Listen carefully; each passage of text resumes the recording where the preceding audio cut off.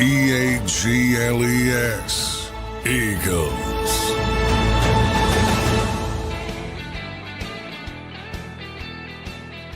Welcome in, everybody, to a Tuesday edition of Birds 365 here on JAKIB Sports. I'm your host, Zander Krause. That's my co-host, John McMullen, back with another 2-hour show for you guys playing. Coming off the heels of that Week 3 win, Eagles moved to 3-0 on the year with the crazy comeback win over the LA Rams. Johnny Mac, how you doing on this Tuesday morning, brother? Pretty good. Better than the Baltimore Ravens, I'd say that. I know you want to start right there and maybe give Johnny Harbaugh a ripping, It's disappointing because I like John Harbaugh, and I think in a different world, if the timeline worked out, he would have been a head coach here. That's how much the Eagles liked him.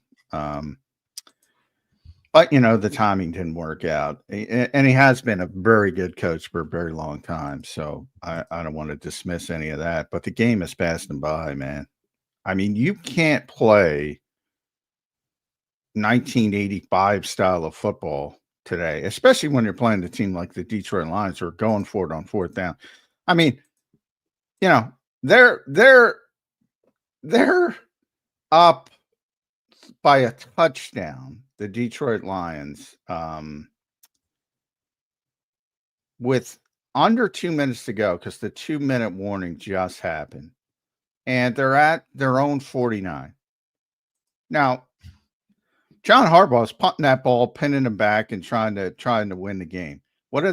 They go win the game. Right. They go for it on 4th and 2. They go win the game. But I want to back up from there because before they got the football, there was 4:24 left in the game, and the Ravens are down a touchdown, as I said. And I got the ball, and it's 4th and 9. And I get it. That's not a high percentage play. But as a coach, you have to know you're not getting the stinking football back with 4:24 left in the game if you punt there. So who knows what happens? They probably don't convert anyway, and they're going to lose the game. But my thing is you have to try to win the game. And people will say they got the football back. They did get the football back because Detroit scored. You're not stopping that team. Especially, and the feel of the game is something too. They're moving the football. They're running for 200 plus yards. And you're going, hey, defense, go out there and stop them. Not with 3 downs, 4 downs. Right. That's just brutal coaching. It really is. In the modern era. Like, and as I said, he would have to answer questions. Why are you going for it on 4th and 9? He would get all that bullshit. But what are you trying to do? Are you trying to give your team a chance to actually go win the game, or are you just going to beg up because you don't want to face a question in the post-game press conference?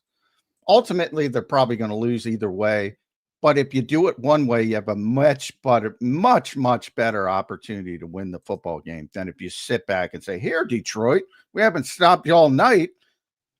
Take 4 plays and we're going to stop you from getting 10 yards. And the mentality of he's probably sitting there. The mentality is, oh, it's 4th and 2. We did it at the 49. They're going to punt it back to us. We're going to get the ball to Lamar Jackson with a chance to tie the game. No, they went for it and they killed you because that's how they play. Yep. And to a lesser degree, that's how the Eagles play with the 4th down aggression. Not, the lines are amped up a little bit above anybody, but you have to understand, and there's no talents, number one, but there's no secret to why the Eagles are so good and the Lions are so good. And most of it is talent, but a lot of it is philosophy and how they play the game as well, especially against these old school teams. They're screwed, man. If you continue to play like that, you're screwed. There's the high school coach. I have to look it up. This all started at the high school level, as most things do in football. It's the rare industry where innovation trickles up, not down. It's funny how that works. So there was this high school coach who did not punt the ball. He didn't punt it. Now it's easier to do in high school. Nobody's talking. He's like, I'm going for it every single time. And these wide disparities of talent level in high school. So it by no means is it the same. You can't do that at the NFL level. But the lines are as close as possible when you get to plus field position or close to it, and it's 4th and 5 or less, they're going every time. Yeah. With the exception of if they're up 3 touchdowns, people go, well, they're up 3 touchdowns. Yeah, if the game's over, they'll kick the extra point. But right. if it's a leverage situation, they're going to go for it. And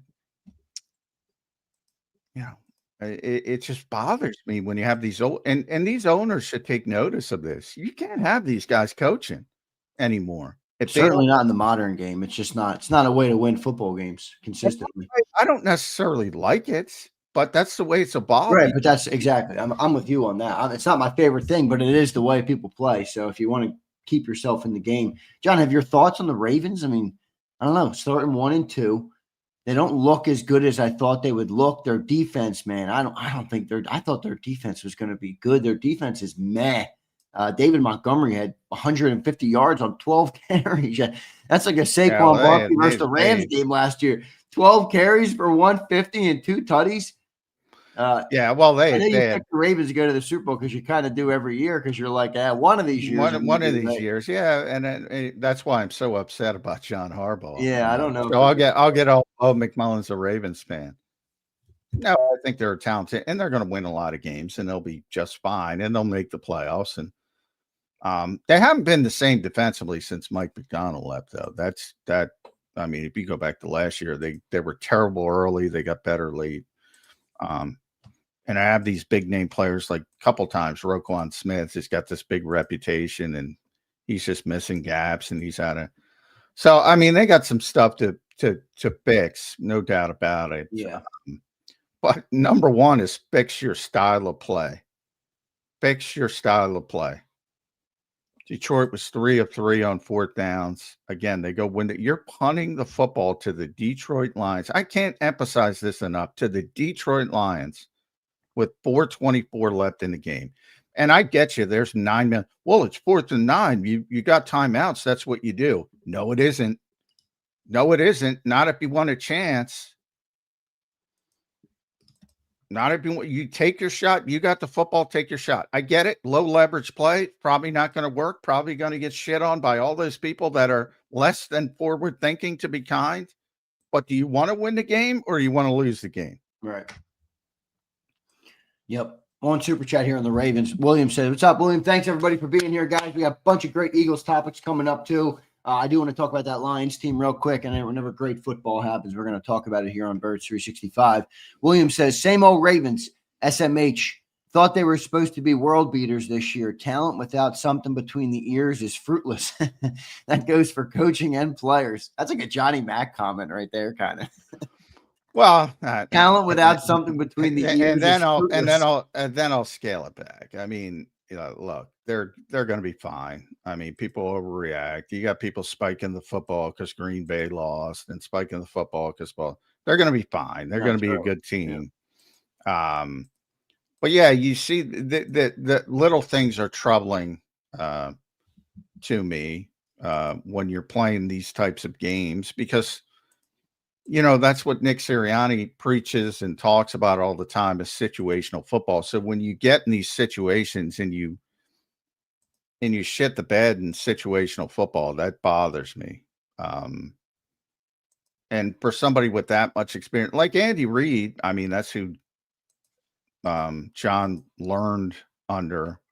I always found it ironic that Andy, despite the fact that too many people equate youth with something new and something innovative. Right. It's not necessarily new. You have a ton of young, bad football coaches. Same thing with age. They equated, that guy's out of touch. Andy was never out of touch. He kept evolving and kept evolving. He changed a lot from when he was here to when he got to Kansas City. And now he's up against it from a talent standpoint. Yeah, that's cyclical.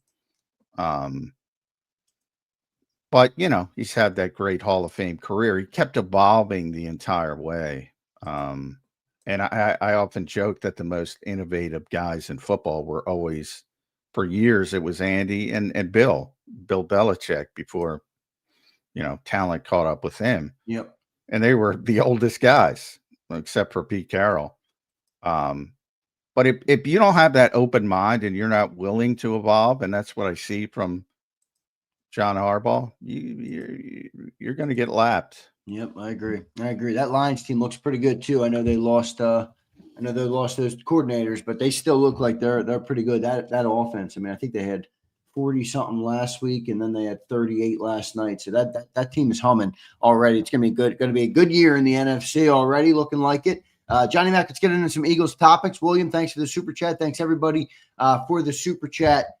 Today, John, I want to start with some updates and just kind of get some clarity. I don't know what you've heard so far. I know you spoke with Nick yesterday, but there's rumors swirling. Somebody from 6ABC, I think it was Jason Dumas, I think it was him, tweeted out that both Jakorian Bennett and Adoree Jackson are dealing with an injury. Is it Keely Ringo time, John? What do you know about the update on these injured players?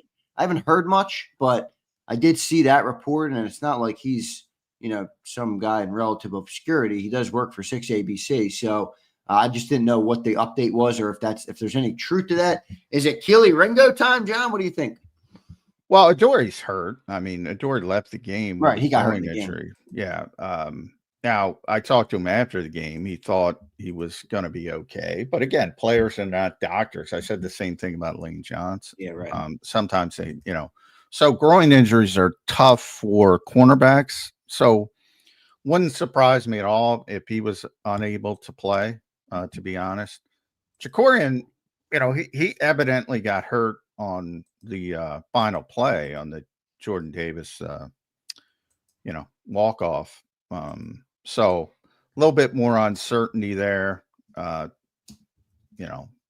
obviously if he can't go, then you're down to Keely Ringo. And maybe that's silver lining type thing. Who knows? Maybe he got to sit, maybe he got to get away from it, maybe he settles down from a confidence standpoint, maybe he goes out there and play. I would argue the play hasn't been that great at that position anyway. So I don't expect it, but Vic has a way of masking deficiencies probably better than anybody else. So I mean, Adoree wasn't playing that well, to be honest, and Jakorian was playing worse than Adoree, to be honest, when he did get his few opportunities. Yeah. So I wouldn't panic. They're probably going to be without Mike Evans. Like, that's a bigger deal than the Eagles losing potentially Adoree Jackson and Jakorian Bennett. But yeah, Keely Ringo would have to step up, no doubt about it. And he didn't have a great summer, so I get why people would be concerned, but I don't think there's too many fans of this show that were bragging about the play of Adoree Jackson. No, that's what I mean. I think honestly fans have shifted, and I can't speak for everybody. I can only speak for myself, but I think there's almost a sense of like I'd almost rather put Ringo out there and see what he's made of, because you already know what Adoree is. Like he's not going to change, and he hasn't been great. So if there's not that much further to come down, hey, maybe you're getting some upside. Maybe you can unlock some of the upside in Ringo. I don't know. I think there's at least some ways to look at it that could be positive. And also, don't sleep on Mac McWilliams. Maybe they throw him in there, and maybe there's some youth and some juice and athleticism. So there's some different ways they can go. On the practice squad, they have Ambry Thomas, who's third round San Francisco pick. So no surprise that he was one back in the day. I believe he was San Francisco. I have to double check that. Yeah, third round 2021 San Francisco.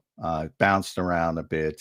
Was a good college player in Michigan. So he would be the elevation from the practice squad if you're going to go that route, because the only other corner they have is Perry Nickerson, who's more of just a slot guy.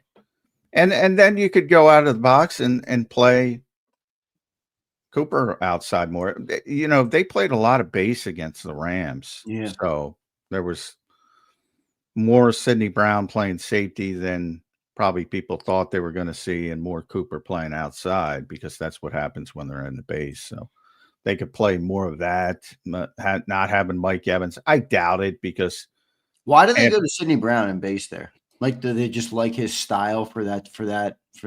You know, I think they just want to keep him involved. You know, I don't know why. Honestly, I really don't. Well, I think they think more of him than.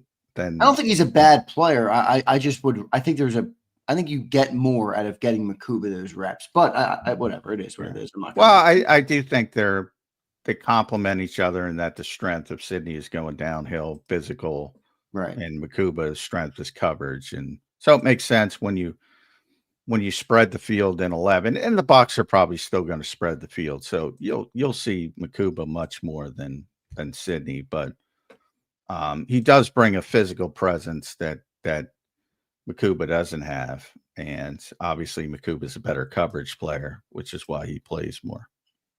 Yeah, no. So we'll see what ends up happening with that. Going to be interesting to see what it looks like with Ringo out there, how they shift. I don't think Cooper going to the outside's an option, honestly, but we'll see what they end up doing with it. Should be good to see that, John. I do have some things I want to talk about coming off of that game on Sunday. We're going to get ready to turn the page at the end of today's show. We'll start to look toward that Eagles-Bucs game this weekend, a Week 4 matchup in Tampa Bay. I don't think the weather is supposed to be too crazy, John, which is you don't get that often in September. And they're leaving early, which, by the way. So Jeff was right about that. They are leaving early. So hat tip to Jeff, who probably got that from Oscar. Oscar Budishin. Yeah, we should get Oscar back on. We had him on this summer. Well, we'll get him on after the Phillies are done. Hopefully, the Phillies are done. I shouldn't. I don't know, man. Traffic wise, I'm only like I have nothing against the Phillies, but I don't want traffic in South Philly. So, but he's busy with his Phillies duties. But after that wraps up, we'll definitely get him back on. But as far as move, like no offense, but what all right, you're leaving. They're still practicing here Friday, and they're going to leave after practice, so they're going to leave Friday night. So they're going down to Tampa a day early, and they're going to have their walkthrough down in Tampa, which is, typically they have it here and then fly out for a road game. So that's the only difference from a perspective. And it's like, what so you're getting to Tampa a day early, and you're going to have a walkthrough wherever they're going to have the walkthrough, wherever they set it up, which I don't know. But really, that's going to get you acclimated to the heat? Yeah, I don't get. Well, let me just play devil's advocate. The Eagles are 0-3 in Tampa, right? In their last 3 games with Nick Sirianni. I believe I haven't looked. They won one game down there early, and they really won it pretty handily. But they're 1-3 or 1-4, but I don't have it. So it's maybe the one area where Nick and Jalen haven't quite 1-2. I think Dank's in the last 3, but the coach is trying to do something different to all right, it hasn't worked in the past what we've done. I don't know. Well, that's fine from that perspective, but understand that's all it is. And my perspective is don't highlight it. And if you look at those 3 games, they were crippled offensively. They were crippled from an injury perspective in 2 of the 3 that they lost. And the one time they were healthy, they boat raced them down there. Like, so much of football, really. And I shouldn't give the circumstance. When you talk about the last game and everybody's like, oh, why did they change? Oh, they figured it out. They ran the same plays. They were just more effective. So much of football is circumstance. It really is. And the fact that why did they throw the ball? Well, they threw the ball because they were down 19 points. That's why they threw the ball. Then you have the other aspect of the Rams, and again, when everybody forgets the other team on the field. So the Rams are playing differently because they feel good after the big burst sack and the touchdown. They think the game's over. So they start laying up. They don't want to give up the big plays. So they play a different style. And then you see this every week. Take the Eagles out of the equation. You see it every week. How can a team play so good? And then all of a sudden, here comes the other team roaring back. and they figured it out. A lot of times, it's just the human nature aspect of it.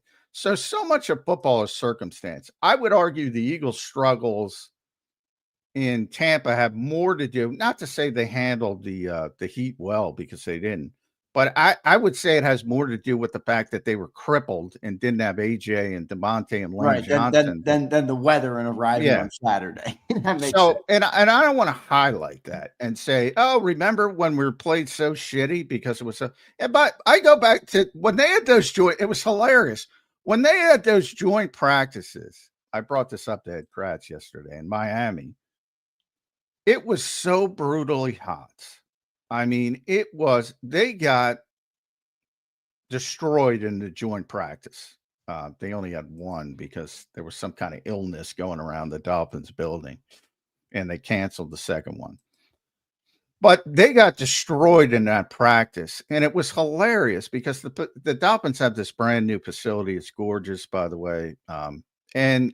Again, it's brutal. It is I mean, it is South Florida heat and humidity at its worst. And what do the Dolphins do? They're stretching in their air-conditioned indoor facility. Yeah. And 2 minutes before practice, they trot out as fresh as a daisy. And the Eagles have been doing all their pre-practice stuff outside in this soup, and they just got destroyed. Yeah. And I'm like, they're the ones who do it all the time, and they want to stay in the sweet air conditioning for as long as possible. Like, right. So why are you trying to acclimate it? Like, you're not going to acclimate it. You're not going to even if you were there, you would try and stay out of it. Yeah, I guess that makes sense. That's a good perspective. You're not even, and you, not to mention the fact you can't acclimate in 24 hours. Come on. Rare that I disagree with the Eagles, and I think it's more of what you just said. Well, why not? It hasn't worked, so why not try something else? Right.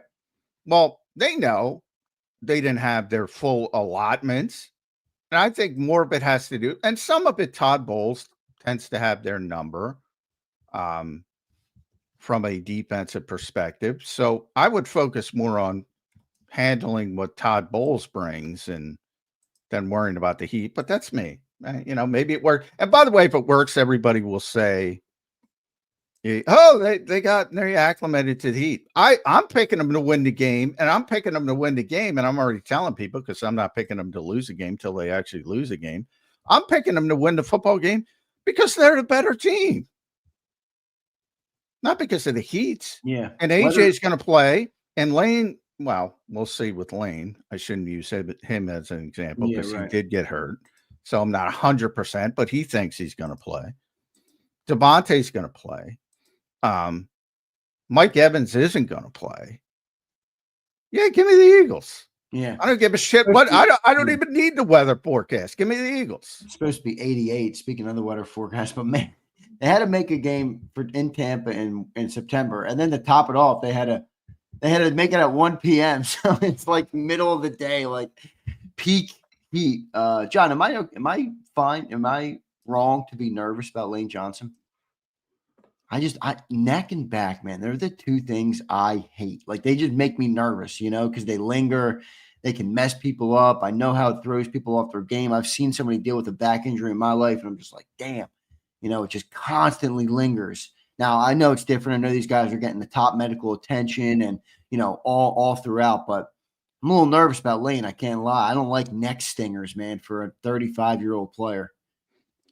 Well, it happens all the time in football. I mean, it isn't. Look, like I said, after the game, he seemed to think he was fine. He's not a doctor, though. And sometimes it's as simple as you go to, you still got the adrenaline going. You go to bed and you go, shit, this doesn't feel good. Right. So by no means am I saying don't pay attention, because that's a big storyline in the week going up to the game. And we'll get a better indication on Wednesday, because obviously the Eagles are the Eagles and they hate to give any information. But he felt good after the game, and that's positive. Usually when there's something significant, the players are with the medical staff or getting MRIs or x-rays, and they're not talking to us. And he didn't talk like he usually did, but, he's walking by and he seemed fine and said stinger and all that stuff, and thinks he's going to be fine. So Yeah, we'll see. I hope he is all good. Lane Johnson, obviously. But yeah, if they lose him, to your point, yeah, Yeah. I mean that's history has already proven they are not nearly as good when Lane is not on the field. And Nick called him the best player ever coached after that game. Now he said the same thing about AJ Brown. He said the same thing about Saquon, I think, at points. But so I mean, it is what it is. But he's one of those guys. There's no doubt about it. He's a future Hall of Famer. I don't even say potential anymore. He's a future Hall of Famer. He's one of the best right tackles that ever lived. So if you lose a player like that for whether it's a week or 2 weeks or a longer period, which would be a catastrophe, it's going to be an issue. So something to keep an eye on, definitely. Yeah, no doubt about it. We'll see how that shakes out. Game coming up this weekend, week number 4. Eagles are 3-0, everybody. And John pointed it out already. This is a tough part of the schedule, and they've squeaked by 3-0, and I think they're in a good position to beat this Bucs team. This Bucs team is pretty banged up now. I think they're going to get back Tristan Wirfs. I think I saw that, and Chris Godwin, but Mike Evans is hurt, and there is still a couple other offensive linemen that are hurt as well. So we will see. We'll get to some super chats right now, and then I want to talk about the offense coming up here. So get your questions ready, everybody. I know you're all thinking about the offense, the offensive explosion we saw in half number 2. Brian Fleming checks in. What's up, Fleming? Member for 11 months. Thank you, brother. I thought it was hilarious that Sirianni was almost in tears glazing AJ after the game. And meanwhile, AJ's telling reporters Nick's offense is conservative trash. J-Mac, how do you not fall asleep when Nick is rambling on Zoom? Yeah, he does. Oh, boy, he was in rare form yesterday because I got there late. I didn't even get a question in it because he only answered 6 questions. Because I was late. His answers were so long. Oh, my God. Come on, Nick. Try to anyway, but that's all I care about with the Zoom stuff. Yeah, well, HA didn't call it conservative trash. That's Jalen evidently, which I did not know until yesterday because I don't pay attention to broadcast at all. But evidently, he said some very similar things to Pam Oliver. Yeah, that's what I was trying to tell you yesterday. I'm like, these players don't want to do this, John. I'm wondering if it's. Well, I've known the people that watch the show. You should know. I've known this for a very long time. No, I know that, but remember why they changed to the running game in the previous season? It was players telling them. Now, maybe can they get them off this conservative approach if all the players are like, "Hey, Nick, we got to change this thing up." I'm interested. That's what I was going to ask Nick Sirianni. That was the question I was going to ask him. I hope I get it into Kevin Patullo today. And by the way, Kevin Patullo was calling the fucking plays. Please don't bring that up. Jesus Christ, people. Jalen Hurts takeover, John, and half. Oh my God. Boy, Hugh Douglas on WIP. Talking about dumbing down the audience. I mean, Hugh Douglas on WIP said, "There's no way on God's green earth you can tell me." Yeah, there's no way on God's green earth that Jalen Hurts was calling his own plays in the modern NFL environment. No way in God's green earth. Well, was he audibling more at the line of scrimmage? Maybe. And by the way, I got somebody, an Eagles executive. By the way, and this is their partners, mind you. This is their partners. WIP spends a lot of money. Yes, they do. Broadcast millions of dollars, multi-millions. And this is their business partner. And they still said, this is what they do. They make up this manufactured shit. Then they ask about it. And then everybody runs with it and acts like it's a semi-real story. It is not. He was not calling plays. It's absurd. But by all means, if you want to think that. There's nothing I can do about it. But to the point, the more important point of the conservative part is, and that's what I wanted to ask Nick yesterday, and I'll try to get into Kevin today, is what they think of when they can hear that. When they hear, whether it's from us, the media, whether it's from fans, whether it's from AJ or Jalen, when they hear it's conservative or we need to play more aggressive. What is their thought process? I want to hear what they say to that. I point back to the success of this team. There are very few teams in the history of football that won 19 of 20 games. I think one has won 20 straight. That's the Patriots. There's a handful that have won 19 of 20. Like, this is ultra rare. Ultra rare. Yeah. And, do I think they're too conservative? Yes. Do I think they're like, I wonder if the season's changed. It's a new year. I know you're 19 to 20, but a lot of that was last season. It's a different league. You always say it's a fast moving league, man. You know what I mean? So I don't think you want to get caught just because you're like, hey, we've been really good. It is a new year, and I think maybe a different approach is a good thing. But I understand where you're coming from. There's not much leg to stand on when you've won 19 of games. Like, if they broke, don't fix it. I mean, you almost have to help, which is counterintuitive, but you almost have to help for a loss or two, and then maybe they entertain it. Well, to your point, you said, the only way to get this passing game going is to get to extreme measures, and that's what happened in the game this weekend. And I'm not Nostradamus. That's easy to predict. That's why I said so much of football is circumstance, and people just don't get it. It's like, yeah, but there is like, when you're a great team, shouldn't you have a desire to impose your will? I'm not going to let the defense. Well, yeah, that's what Jalen. That's what Jalen. I want to go out and play our game. We have a goal of what we want to accomplish in a football game.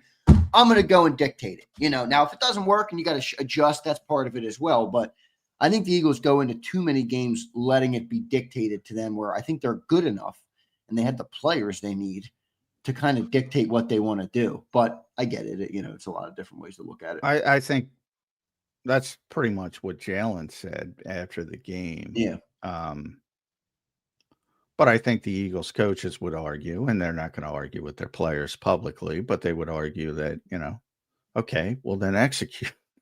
You'll be ahead, and then you'll be taking it to them. Like, I think they played very poorly. They played very poorly against the Rams in the first half. Let's be honest. They did. No, they did. I mean, John, don't you think, like, I hear you, but are you legitimately telling me it looked from the viewer's eye like they turned a light switch? And after that drive, I'm telling you, like, all of a sudden they're like executing perfectly. I'm telling you, the Rams played differently because they thought the game was over. They played great at the beginning. Like, nobody looks at the opponent. They played great at the beginning of the game. The Eagles played poorly offensively at the beginning of the game. They executed well. So much is circumstance. They use 12 personnel, the Eagles, more than most teams in the NFL, 60% of the time. Let's raw figures here. By the second half, they were in 11 personnel 90+% of the time. Why? Because they were down 19 fucking points. They don't want to be in 11 personnel 90+% of the time. Now, you can argue they should be because of their talent, but they don't want to be. They were in it because of circumstance. Meanwhile, the Rams are blitzing from the buses like everybody has done. These are the concerns. Everybody's blitzing, and everybody's blitzing effectively. And they stopped because they had a big lead. And then it became, all right, let's not give up the big play. Let's let them not in the game. And you see, how many times you see that? They're in the prevent defense. They're in the prevent defense. And then bang, you're playing great. You're playing great. You're playing great. You're playing great.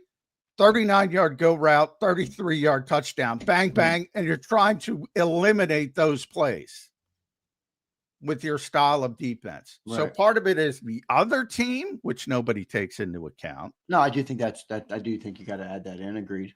And again, when you are down 19 points, you're going to throw the football in the NFL.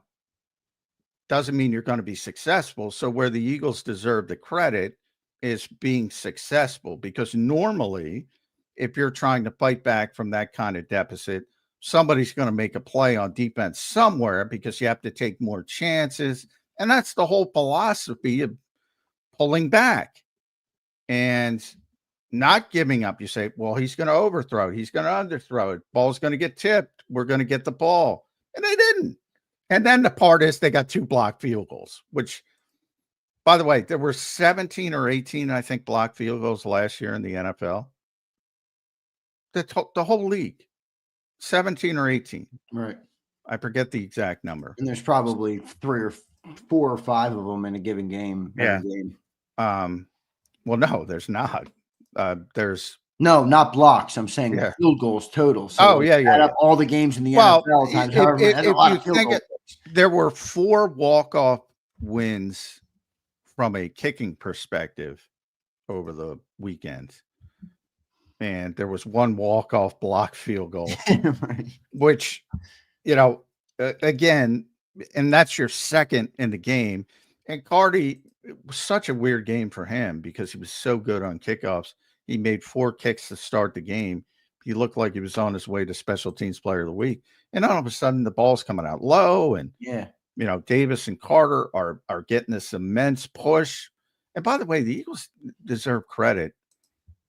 And Nick mentioned this on Zoom when people probably fell asleep. And he's right. A lot of teams aren't going to put Jordan Davis and Jalen Carter on field goal block and waste them. We all with punt returns, I would argue, you can't waste Cooper DeJean. Guess what? The Eagles are wasting them on kick coverage. Right. I don't know why they can't waste them on punt returns, but that's another conversation. They have had them return punts. They've had Devontae Smith return punts. Jalix Hunt's on kick coverage as a starting player. A bunch of their stars, and Jalix isn't a star, but he's a starter. Jalen Carter certainly is, and Jordan Davis is elevating to that level. They put a bunch of their star players on special teams, and maybe that's part of it as well, because a lot of teams don't. But you definitely, and that's what I think was the key part. And Nick seemed very aware that you can't play the way they played and expect to win. Well, to your point, though, isn't that why you want to improve the margin for error? Like, I'll say this to you. Well, I've been saying that forever. But I know, but I also asked you yesterday and on the post-game show, is this the first sign of them changing offensively their approach in the 2025 season? And you said no. So my question to you would be, you don't think AJ and Jalen, who both were vocal and almost in unison, like, they sounded very similar. I'm happy you brought up the Pam Oliver. By the way, she always has an ability to get Jalen Hurts talking, which I appreciate. But they both said it. I mean, both of them said it. And if it's only about execution, why are both of them saying that? And is that not enough for them to change the game plan coming into week 2? AJ said it a million times last year. Jalen said it a million times last year. No, I'm exaggerating. Yeah, but they both had intentional comments this week. I think we could both agree on that. Well, they always have intentional comments, AJ, this week they were pointed at what they were pointed at. AJ was very intent. Yeah, but they were very intentional last year, is what I'm trying to say. It's part of being a head coach. Like, that's why I think everybody talks about, and I went on my Sean McVay rant about scheme. You got to keep these guys on the same fucking page before you even get the scheme. Yeah. Like, your quarterback's not happy, your wide receiver's not happy. They weren't happy at times last year. Yet he was able to keep everybody fighting for the same goal and get over the top. So Nick deserves a lot of credit for that stuff. But ultimately, he's got to be the big boy in the room. He's got to be the adult in the room. And he's got to do what he thinks is the best way to get this team to the ultimate goal. And we know what the ultimate goal is. And he already indicated by his actions last year what he is. To me, the answer for the Eagles is to fix their blitz issues, because everybody's blitzing. It's like 98 drops and 42 blitzes. It's almost 50%. They're coming and they're not handling it well. The running game is not working, partially because they have this extra, there's 2 reasons you blitz. You don't always blitz to pass, you blitz to stop the run as well, and impact the timing behind the line of scrimmage. And if you get obviously a negative play, that really affects you. So I think they're hyper focused on fixing that stuff more than turning into the Dan Fouts Chargers. Yeah, and I'm not trying to turn them into that. I don't think it's. I don't know. you put it on all execution. You're too Jalen Hurts and AJ Brown both came out and said we're playing too conservatively. You're telling me it's all execution after that? Yeah, I don't buy that. Like you've AJ and AJ and Jalen both saying yes, we're too conservative. We got to let our guys play. We got to impose our will. It's all execution, or was there a clear change in what their approach was in that game in the second half? Everything. Well, I can only say it. Well, I do agree to a certain extent. Everything is. I can only explain circumstance 100 million times. I can't get people to believe it. What I'm trying to say is they did not change their offense in the second half. A bunch of things changed. The circumstance. Did they change how they called plays, though? Did they change what they did? They ran the same routes. Everything is the same. It's the Eagles' offense. So why does Jalen and AJ make that comment then? They've made that comment numerous times last year. They've made that comment because they are conservative. Yeah, but I'm not debating the fact that they're conservative. They are. They spoke like they weren't conservative in the second half because they weren't. Obviously, they were down by 19 points, so they had to get back the circumstance. Again, I'm not Nostradamus. I can tell you that it's not all execution. I can tell you they are going to pass the ball a hell of a lot when they were down 19 points. That is going to be very, very, very, very consistent. Very consistent. I don't think they're going to be down 19 points very often. But every time they're going to scrap one half of the playbook and just throw the football like everybody else in the NFL. That's how it works. And that's why I say so much of football is circumstance and the personality of the game. So much of it. And people just don't want to believe it. And that's fine. Then the other part is, again, the Rams. Do you think the Rams played the same way in the second half as they played in the first half? Why does nobody bring up the Rams? Did they change at all? And the answer is yes, they did for the exact same reasons. They had the big lead, so they stopped the aggressive mindset. It went conservative from a defensive standpoint, and it bit them in the ass when they couldn't field goal protect. Still should have won the game, by the way. So Sean McVay's probably saying, well, yeah, we did the right thing, but we couldn't field goal protect because they should have won the game. 44-yarder. Half points, and it was off a turnover for 13 yards or whatever the hell it was. They weren't very good in the second half offensively. Well, they got conservative, same as the Eagles were conservative. The Eagles are conservative, and by the way, I'm trying to explain the Eagles' thinking. I think they're too conservative. They think if they don't turn the ball over, they're going to win the game, and history says they're right. So I understand their philosophy. So they're coming out in Tampa Bay. The score is 0-0. They're no aggressive. No, we're back to what AJ and Devontae. There's some both just said they don't want. There's some, like, through the first two games they had 3 passes of over 20 air yards. That's ridiculous. But again, and this is the conversation people don't want to have. That there's not 3 because it's not the ability to do it. The best example of that is the first play in Kansas City. And I'll use that because it wasn't Jalen's fault. It was Grant Calcaterra's fault. But they called a shot play on the first play because they do that. When there's a game where AJ doesn't get the ball or Devontae, history says they're going to try to get him the ball early. And they tried to do exactly that in Kansas City. And they called a shot play on the first offensive play of the game. And people would have been losing their minds because AJ was wide open down the field and Grant Calcaterra missed the block. Now, people can stomach that because it's Grant Calcaterra. What they can't stomach is that too often the ball doesn't come out on time. And when the ball doesn't come out on time, things can look very, very ugly in the NFL. Well, I think part of the reason the ball's not coming out on time is because they don't instill a stitch of confidence or swagger in their quarterback. All of a sudden, you start Well, he's throwing the got ball. plenty of swagger. Well, I'll He's tell got you that- what, in that- the that- second half, that ball was coming out on time, John. Well, guys are wide open because the other team is begging off and trying to limit explosive plays. Again, if you look at a college game, you got guys running wide open. How many you can go watch Game Pass for every game, and you can count up. You need a lot of time to do this, and you can count up. Condensed games are good. I mean, you can count up the number of anticipatory throws, I swear to God, on two hands in the entire league because the game has changed so much. So quarterbacks are comfortable because of their college upbringing, their college schooling, the modern game.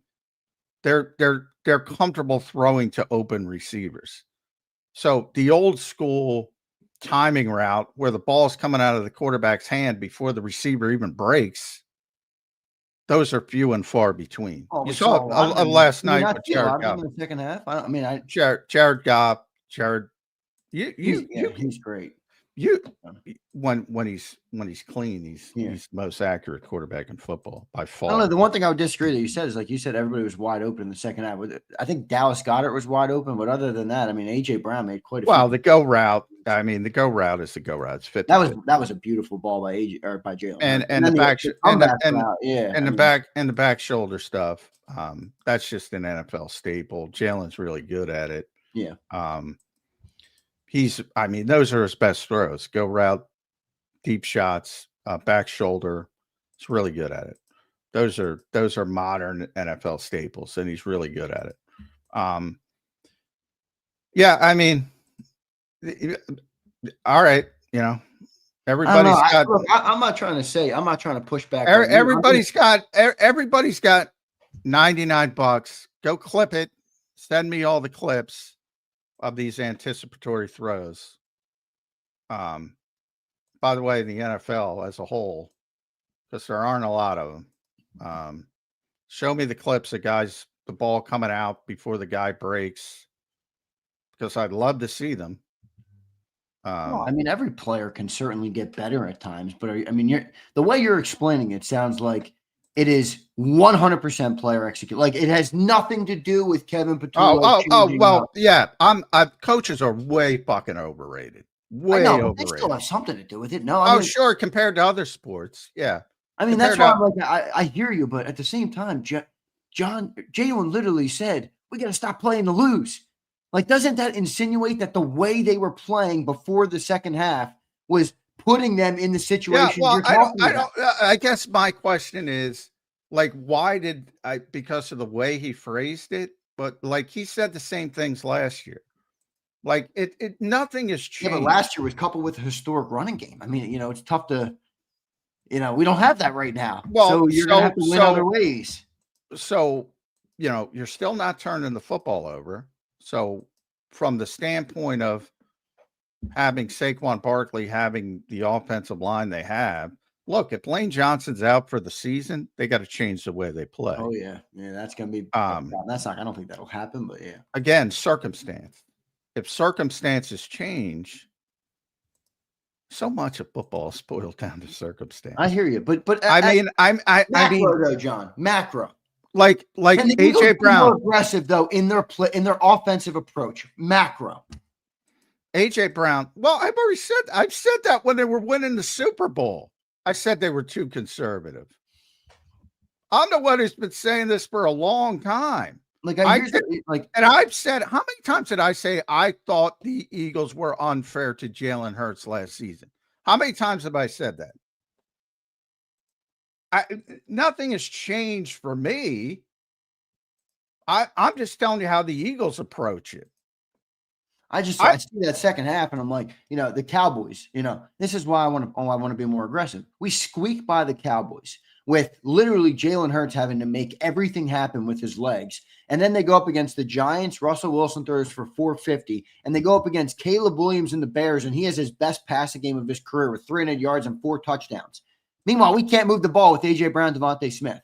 Is that all on Well, players? I don't think you want to play like the Cowboys or I'm the not saying Bears. that, but I think there's a Well, yeah, I balance mean, to there's a find where you do have great players. Caleb Williams is a tremendously talented player. He's still not very good at playing the quarterback position, but he's so gifted he can have those games. That throw. But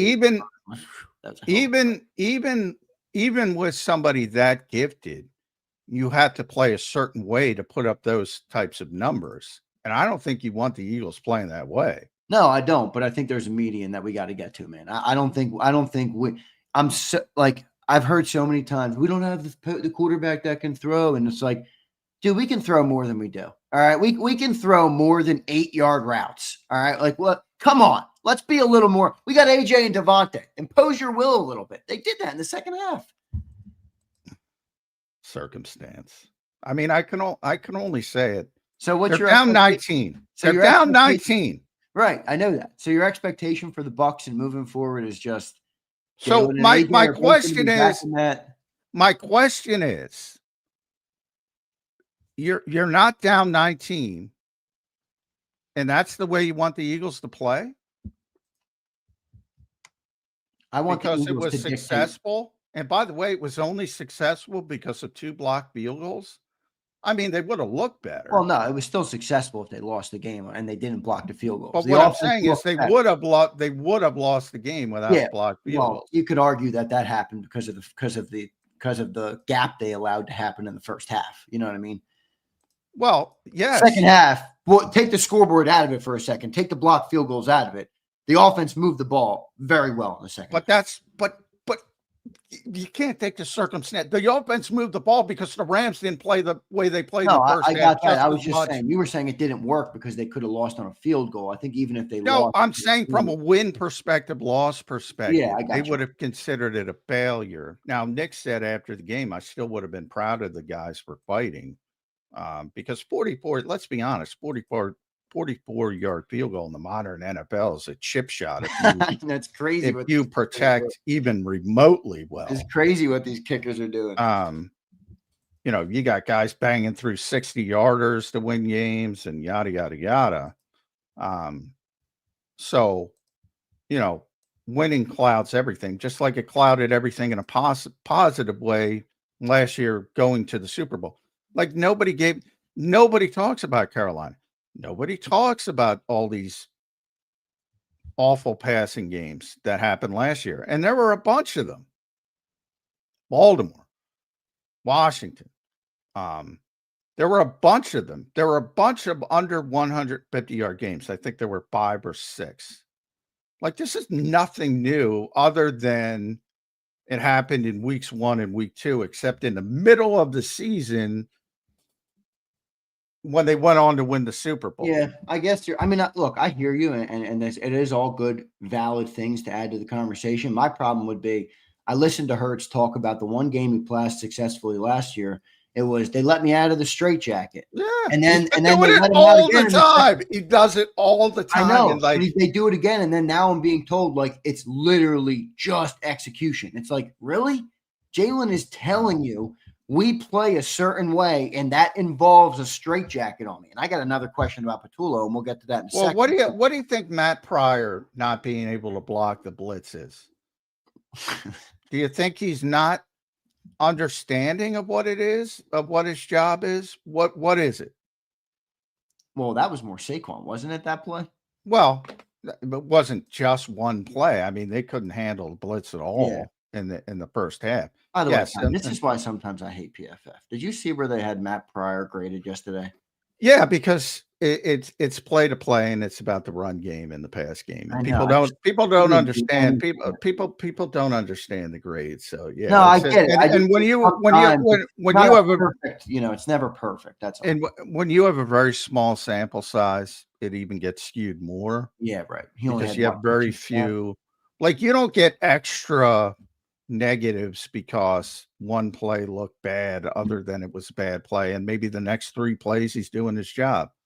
But it stands out obviously to the naked eye more. But Anyway, I don't want to get into PFF. So many people, if you know what the grades are, they make sense. But it's just the way teams would grade players. So in-house, they have ex-coaches, and this is how players get graded, which is valuable if you use it correctly. But to the point about whether it's Saquon, whether it's Matt Pryor, whomever, I mean, I think people understand in the micro sense there. Oh, yeah, that's a lack of execution. They know their roles. That's what a lack of execution is. Now, in the case of Matt Pryor, they'll say, well, he just stinks. In the case of Saquon, he's an all-pro, and they'll make excuses for it. But he didn't execute on that particular play you're talking about. What else is it? Certainly, he's been doing it for a long time. He's coached to do it at a high level. I mean, is that Kevin Patullo's fault? I don't know. Maybe it is. But yeah, I more than anything else, football is about execution. The great John McKay, since we're going to Tampa Bay, maybe the greatest line ever. There's one or two I always bring up, his and Tom Moore's, but his was, the Bucs, when they were an expansion team, were very bad, obviously. They were like 0-11, 0-12, and somebody talked about the Bucs execution, and he deadpanned, yeah, I'm all for it, because they were such a terrible football team. But yeah, I mean, it's boring, but that's what football is. Why were the Eagles so successful last year? If there's a million different reasons. They can win games a million different ways. But the foundation of their team is up front. It has been through this whole era. They block people well, generally in context, and they beat people up on the defensive front. And maybe that's even a field goal where you see Jalen Carter and Jordan Davis dominating people up front. That's the core of their success. It's boring, but when they don't execute, it shows up in really, really negative ways. I hear you. I don't know. I don't know. I think this offense has got to get out of this mode, man. I think they're capable of so much more. I know you say it's all execution, but I think this offense could be much better. Well, they definitely play conservatively. I don't know how many times I can say that. Yeah, I've been saying that for well over a year. They play conservatively. I mean, they want to play conservatively. So you don't think they should listen to AJ or Jalen or AJ? Well, if they want to make him happy, they should. But Nick's job is to win games. So I have a very difficult time saying he's wrong, because he's winning games at a level never seen before in Philadelphia and rarely seen before in the NFL as a whole. So again, me personally, John McMullen, I think they're way too conservative on offense. I haven't won 19 of 20 NFL games. Right. You do agree it's a tight rope, though, to kind of look at that 19-1 and say, oh, it's working, so we don't need to change anything, instead of like very tight rope, because I think more of it is based on luck than they think. Because one thing I know about coaches is they don't want to admit anything is due to luck. Injuries, sometimes somebody just gets injured. They don't believe in that. We got this great sports science department. We do this. We're going to acclimate. We're going to acclimate and go down to Tampa Bay a day early. They don't believe in it. When it comes to turnovers, sometimes it's just random. Somebody gets a peanut punch. It's on the button. Ball's coming out, and that tends to turn. The worm tends to turn. It hasn't for this team. 39-8. Now it's 40-9 over that 20-game period. Hasn't changed. So they think it's because of how they prepare. And to a certain degree it is. But luck will eventually turn. I agree. Get that margin for error up. Get A.J. Brown involved. Get Jalen Hurts out of his straitjacket. Come on, Eagles. I know it. I know they got to do it. All right. I know they got to freaking do it. I want to see this offense humming, man. I know that Jalen Hurts and this offense is capable of more than they do. That's for sure. We got a couple super chats we'll get to here, Johnny Mac. A lot of them. Wow. Here's Chris. What's up, Chris? Appreciate everybody this morning. Hit that like button, everybody. We're going to continue this talk because I do think it's important. And I got a question about Patullo as well coming up. Chris Turek says, how can you say coaches are overrated? Coaches need to coach up players so they get better. Look at Darnold, Geno Smith, Daniel Jones. Coaches matter. I didn't say they didn't matter.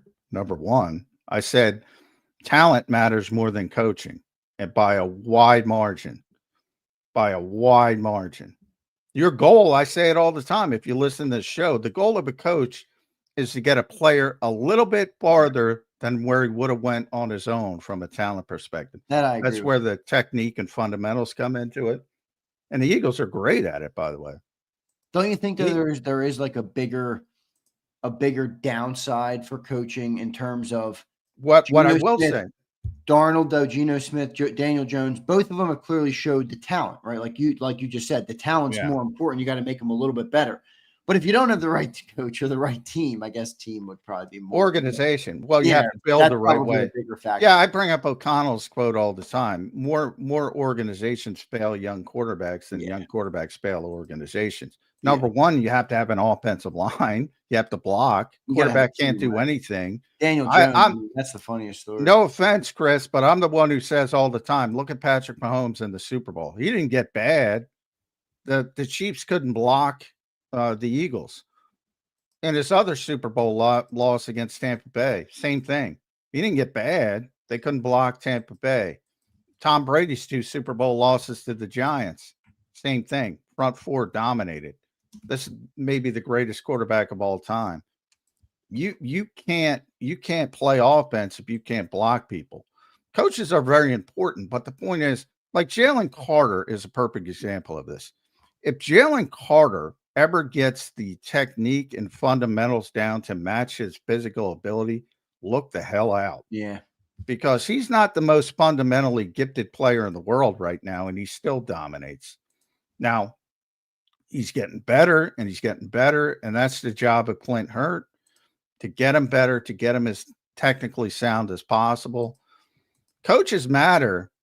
They don't matter when compared against the talent.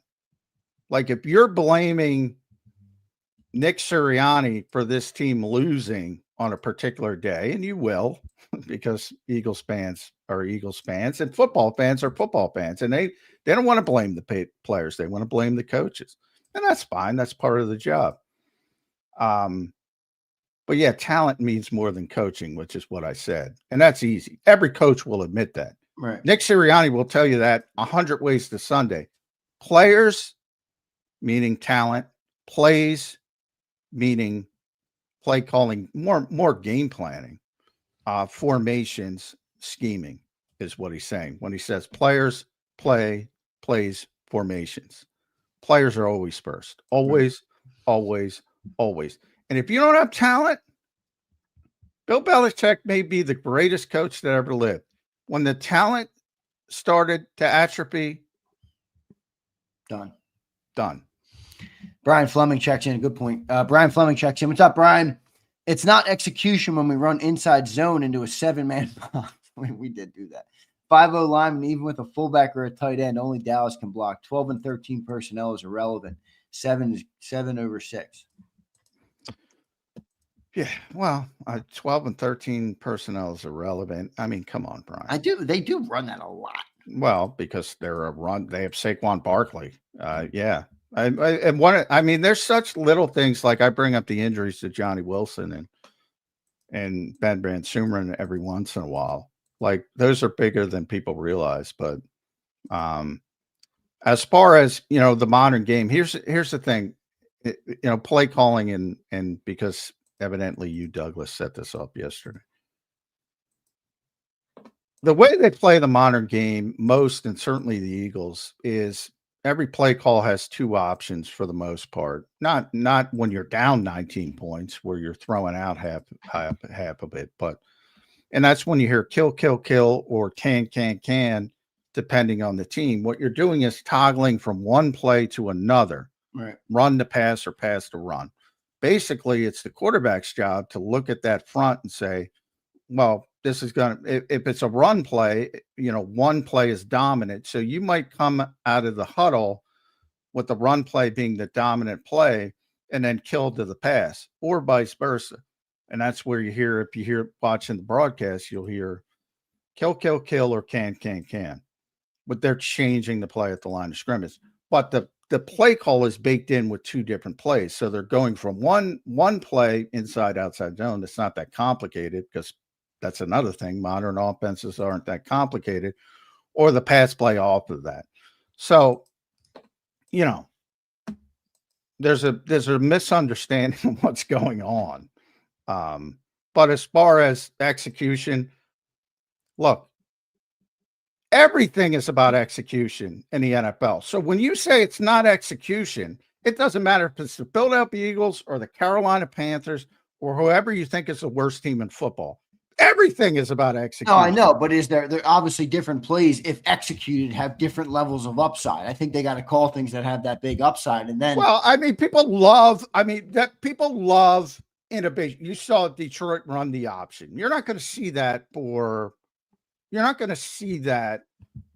from the Philadelphia Eagles. All right. So let's talk about Detroit. If you saw that touchdown, where, by the way, even to the point of execution, Jared Goff hands off the football vertically to, I think it was Gibbs who pitched it to St. Brown.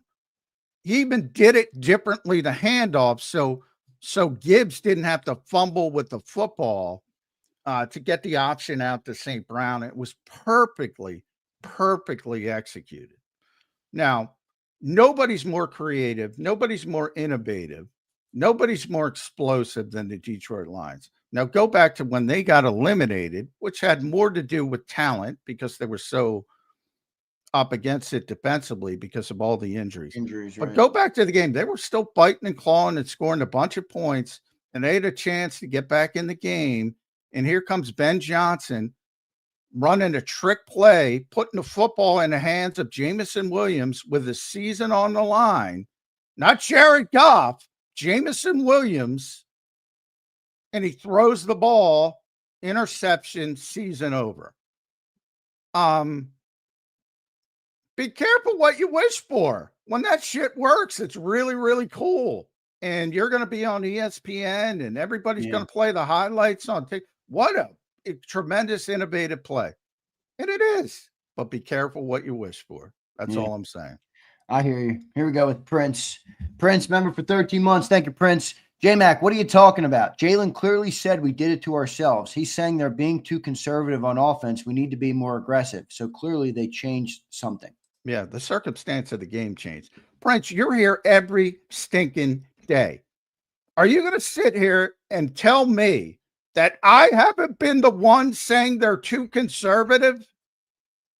You watch this show every day. Every day. To my knowledge. By the way, I appreciate it. It's too conservative. By the way, I appreciate it, but give me a break. What changed? The circumstance. And if they're down 19 points in Tampa, they're going to be throwing it all over the lot. And if they're successful, you're going to love it. That's what changed. I need to see more balance. That's where I'm at with it. You're not wrong about the circumstance changed what happened in that game, but I mean, come on. We got to be more balanced. Prince, thank you, brother. ZZZ checks in. What's up, brother? It truly sounds like you're being delusional about the play calling, John. We all saw a shift, and that's due to taking the leash off. Trust your quarterback. I'm delusional. You guys are delusional. First of all, you don't even know what play is being called. You don't know how the play is being called. You don't know what I just explained. And you're saying I'm the delusional one. The play calling did change because of the circumstance of the game. Yes, it did from that standpoint. But from his standpoint, what he's thinking about is, and correct me if I'm wrong, ZZZZZ, correct me. You're talking, they changed it up. So they threw out everything they game planned for. They threw out their entire game plan and changed everything in the second half of week 3 at 2-0, and I'm the delusional one. Teams don't throw out game plans. You can hear Vic Fangio when he gets, why don't you blitz, Vic? He'll explain to you, well, they're in the game plan. I didn't have to blitz in the Super Bowl because we didn't need to blitz. When you talk to Kevin Patullo or Kellen Moore or Shane Steichen or Brian Johnson, yeah, the plays are in. The plays are in the game plan. Maybe they don't get to them because of the circumstance of the game. Maybe they do get to them because of the circumstance of the game. If you think that they just went out in the second half and ripped everything up and drew shit up on the ground because Jalen Hurts and A.J. Brown, and I'm the one who pointed out this all the time, and I love A.J. He's been talking about it for well over a year, how conservative this team is. I can't help you if you think they're changing shit at the halftime. Big Fangio's of the week prior. Yeah, Big Fangio told you, forget about me. Halftime adjustments are the most overrated thing. So what the players are saying, based on what you're saying to me, and I do understand what you're saying, the players want to be more aggressive without having to get into the circumstance where they have no choice. Correct. To be and by the way, I agree with them. I do too, 100%. I mean, come on. We shouldn't need to go down by 19 in order to unlock and turn the ball on. You see why I get frustrated? Because I'm talking about this stuff all last season, but they're winning. That's not a problem. Now it's a problem. Here's ZZZ. He followed up before. He said, crazy what comes out of letting Jalen Hurts pass the ball and getting it into AJ's hands. Even their best players know they're playing not to lose. Well, I don't have a problem with that. If you bring it like that's that. where I think we're John is, because they're very hyper focused on the turnover. That's what they're hyper focused on, the turnover ratio. And to their credit, again, 20 game span, pretty big sample size. It's 40-9 now. 40 giveaways, 40 takeaways, 9 giveaways. That's pretty fucking good. And that's what they're hyper focused on. If you ask me personally, too hyper focused on. I agree. But yeah, I get frustrated when I say this shit, and then all of a sudden it's successful when they're down 19 points. It's almost like they should have lost this game. If you want change. But I'm of the belief, and maybe this is optimistic Eagle Zander, but I'm of the belief that what you saw and the stark difference between half one and half two and that circumstance is enough to make them shift moving forward without ever having to get to that. We lost the game, so now we have to look in the mirror. We won the game, but we also see the problems with the game. Let's adjust before it bites us in the ass. That would be my take coming out of that game.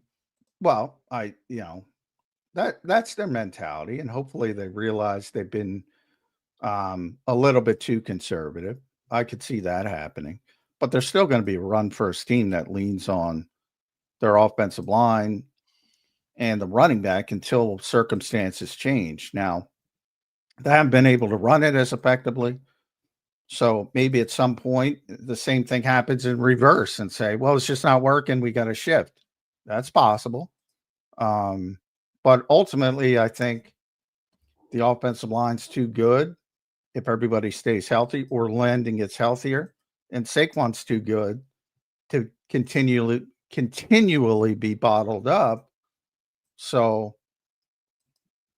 is it boring at times? Yes. Is it frustrating at times? Yes. But I mean, I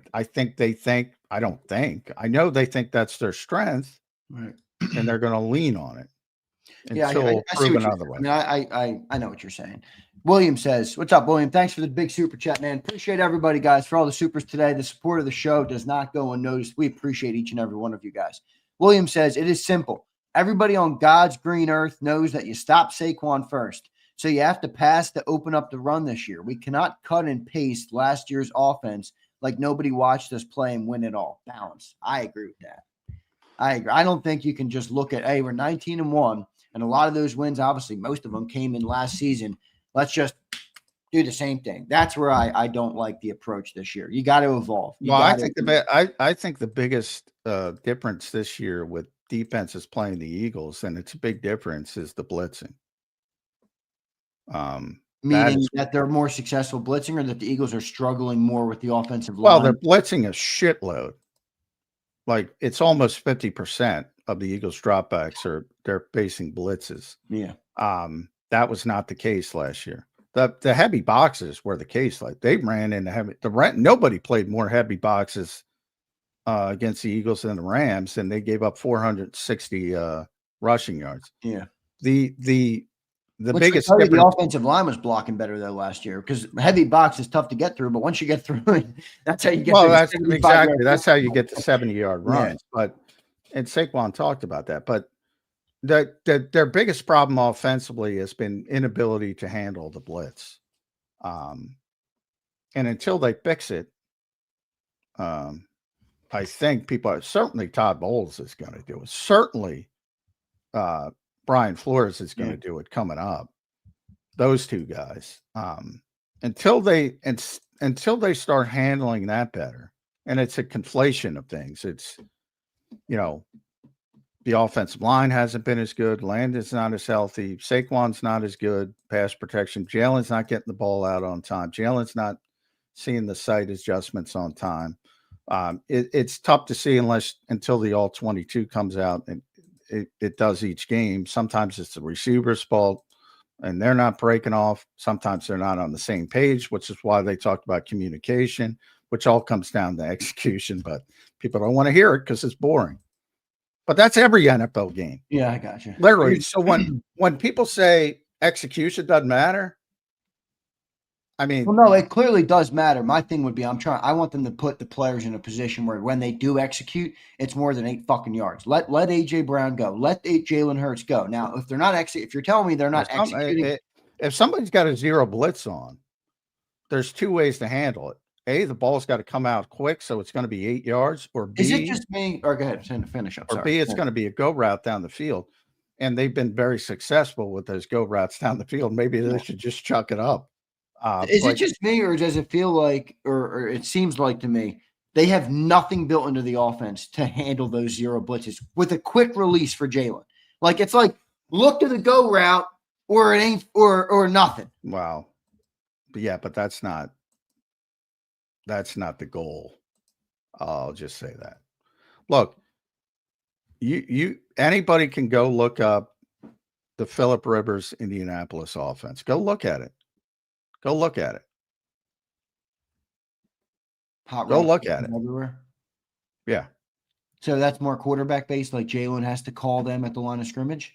Yes, or it is. checking Well, you got to be in the same page with the receivers. Sight adjustments. It does feel like he does a lot at that line of scrimmage, more so now than I've ever seen him do. So I don't know. Maybe that's one of the areas. Well, he does more when it comes to calling protections. When it comes to killing plays from run to pass, vice versa, he does more than he used to. When it comes to zero blitzes, full-fledged blitzes, unaccounted for rusher. Remember what an unaccounted for rusher is. He's not unaccounted for. It means you're sending one more player than the offense can block, and he's unaccounted for. Well, he really is accounted for. He's the quarterback's responsibility. In other words, you have to decipher that, and you have to get the ball quickly. The easiest way to do it is throw right behind the blitzer. Right, that's what I was thinking. So tell AJ Brown a drag route, simple. So, well, not a drag route. It's got to be quick. On a zero blitz, generally, if it's getting home, it's got to be really quick. So it's generally, the sight adjustment you throw right. The Phillip Rivers of the world, are very good at that, and the ball comes out very, very quickly. Why not the drag route? They're not good. They're not good at that. Mesh route? What do you mean? They're not good at it. They're not good at it. I mean, they're a great team, but they're not good at that. And that's why people are that's, by the way, why people are trying to take advantage of it. That's what people do in this league. They say, wow, this is a great team, but they're not very good at this. Let's pound that. And I've said this, it's very, for some reason, it's very counterintuitive to people, but it was counterintuitive to me that everybody looked at Spags in the Super Bowl and said, well, he stopped Saquon, so everybody's going to copy him. Well, why would you copy him when the Eagles just destroyed them. They haven't really changed the run defense. They're clearly preaching gap control because that's the issue with Saquon, because he tries to cut everything back. So you have to be very disciplined and you have to keep your gaps. So teams are definitely trying to be more focused when it comes to gap discipline. So I think that part of it is being stressed a lot. But then from the other aspect, the idea is to blitz and then zone it up behind it, and make the quarterback indecisive, which I think has worked for the most part early in the season. And again, the circumstance of the Rams, and everybody, if you got $99, it's not just giving us media people. Anybody can get this stuff. You can go look at Game Pass. You can go look at all 22. You don't even have to pay the 90. You can pay monthly. I think it's $15 a month. Yeah. That's what I'm on. So if forget about, I know it's hard, but forget about the Eagles. Just look at the Rams. Look how the Rams played in the first half defensively, and then look how the Rams played in the second half defensively. Boy, Matthew Stafford, he basically lost in that game. He had some chances to put that game away. Compared to, and by the way, to talk about talent, I think it was either his first or second pass of the game.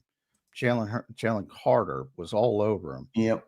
And I don't think he was the same moving forward. He sped up immediately. He's like, oh shit.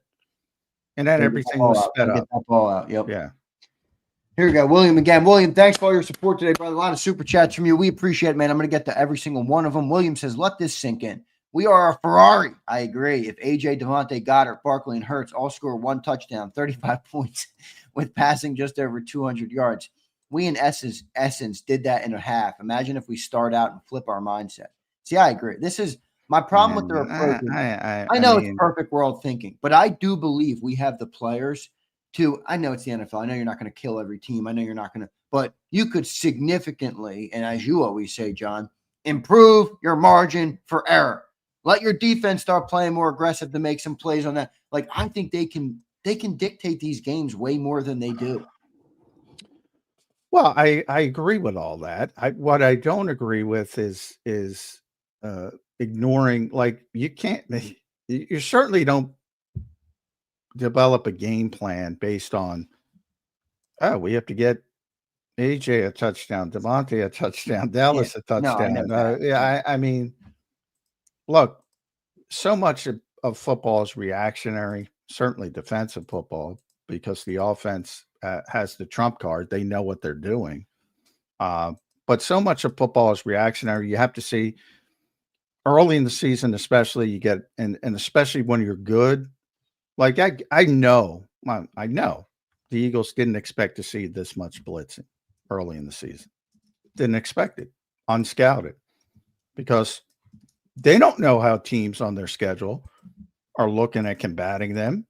And they thought it was going to go in a different direction. They thought people were going to be hyper focused on stopping Saquon, and they could do probably a little bit more, I would say, coming into this season. And all of a sudden, they get to the season, and here comes Katie bar the door, and they're trying to keep Jalen Hurts in the pocket. They're more. It's interesting. It's actually a compliment to Jalen Hurts in a lot of ways, because they're way more concerned about keeping Jalen Hurts in the pocket. And Dallas was very ineffective early because they had the plan right, but they didn't again execute it. They lost their rush discipline. Boy, people hate that. But the plan was to keep them pinned up as much as possible. And that's been the plan for every team so far. That was the plan of Spags. Was crazy. Yeah, 14-0 blitzes. 14. Lane's been playing for 13, 14 years. Never saw it before. Ever. So you talk about unscouted looks. The Eagles weren't expecting 14-0 blitzes.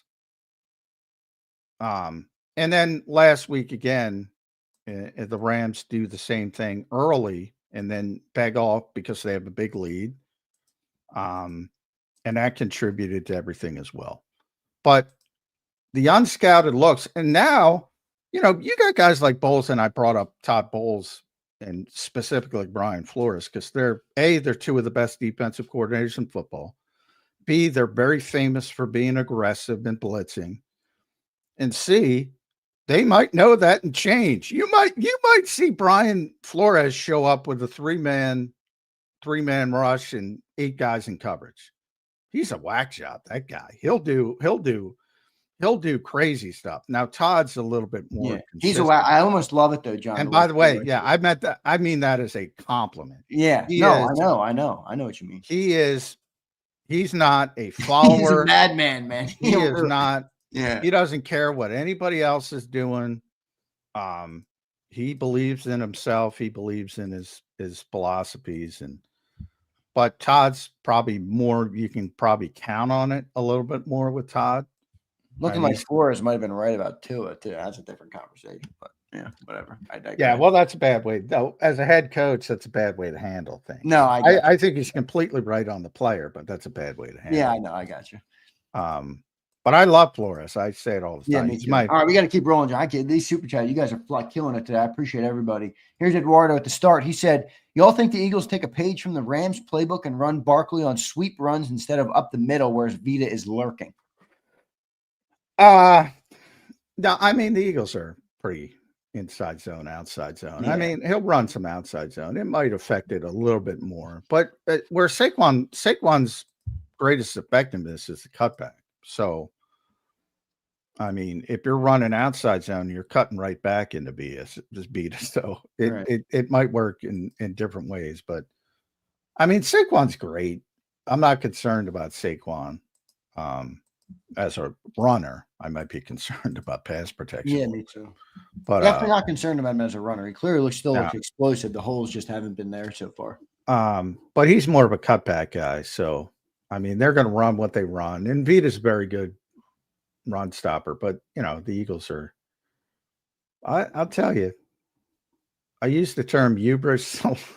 They have a lot of confidence in themselves. Like there are very few people that they look at and say, Mike is one of them. But very few are in that list. And Vita Vea doesn't make that list. Yeah. Eduardo, appreciate it, brother. Good super chat there. William said the schedule is a blessing. I want all the smoke. I think it's going to get a little easier after this. Wow, it gets much easier. Well, we do have a little bit of a gauntlet after the bye week. I think you got the Packers in there. You got the Lions in there. You got some teams, so that'll be good. Sasha, here's Sasha. What's up, Sasha? Johnny Mac, would Howie pay Jordan Davis if he keeps up the same level or close throughout the season? I'm going to go ahead and answer first and say yes. Yeah, that's dependent. I realize people are excited. He's having a great start to the season.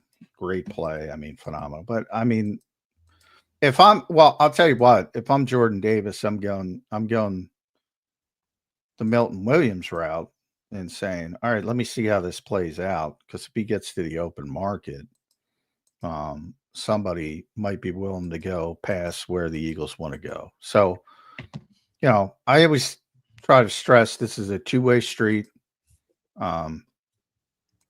The Eagles may have seen enough to where they're making the calls right now saying, hey, how about 16 million?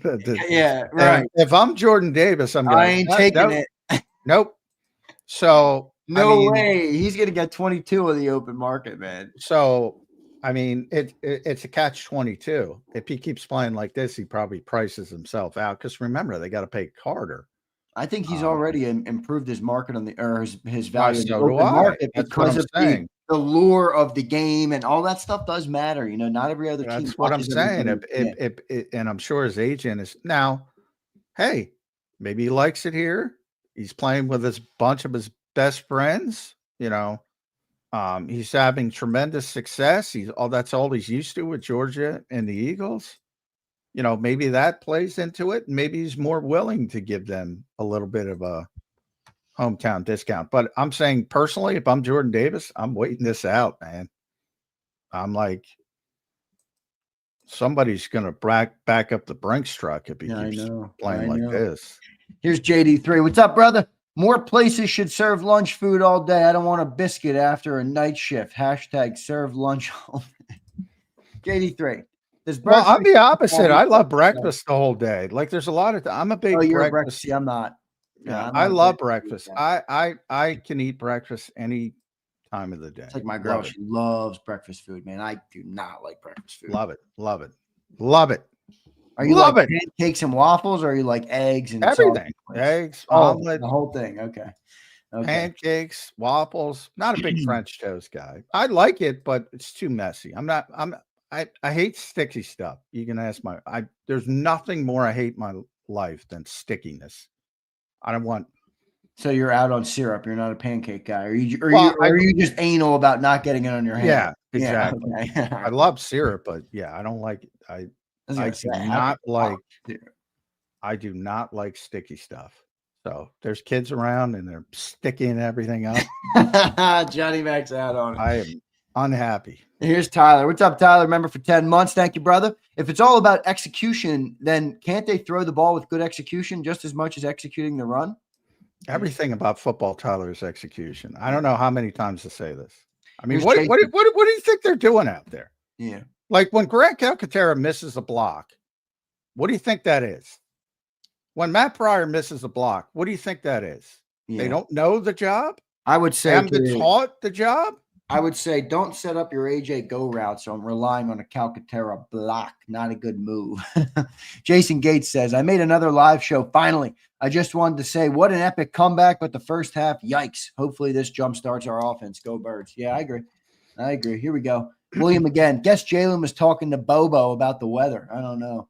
Brian Fleming says, I agree with J-Mac. The game plan will only change if they lose, and we're going right back to conservative to start. I don't like it, but it's reality. I don't know. I don't agree. I think the way AJ and I don't even know. I'd say they're too conservative by nature, just from their philosophy right now, which again is based on turnovers. But again, the start stuff, like you can't start much more aggressive than they were planning to start in Kansas City. You literally can't. So again, I go back to the overriding fact, and this is what I was talking about with the Eagles exec, was that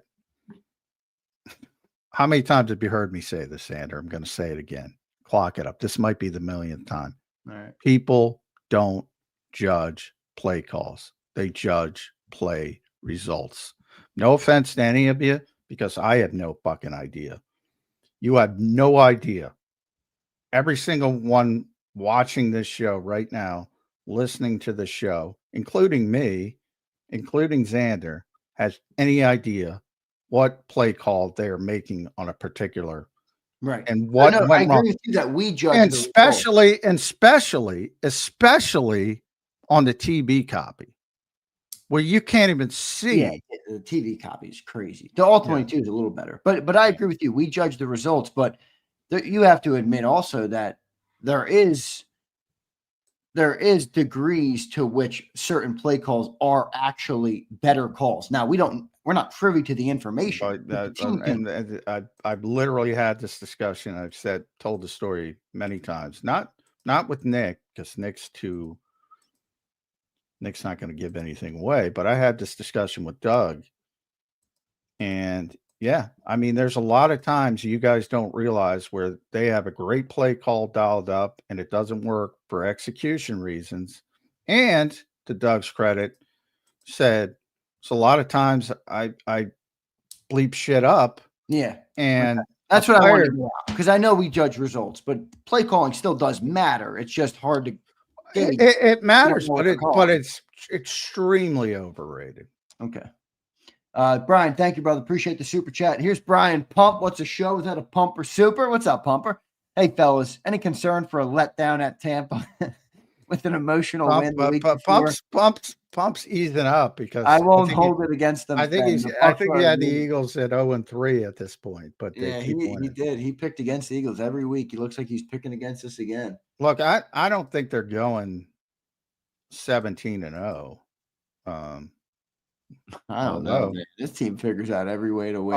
I don't think. Well, they're living on the edge, man. You know, John. I'm curious, real quick, what your thought on this is. I think it was Matt Ryan on one of the networks who said after the game. Like if I'm the Rams, I feel really good because I think I'm every bit as good as the Eagles. And I kind of had a different perspective where I'm like, geez, if I'm the Rams, I'm demoralized because we had them dead to rights and they still figured out a way to beat us.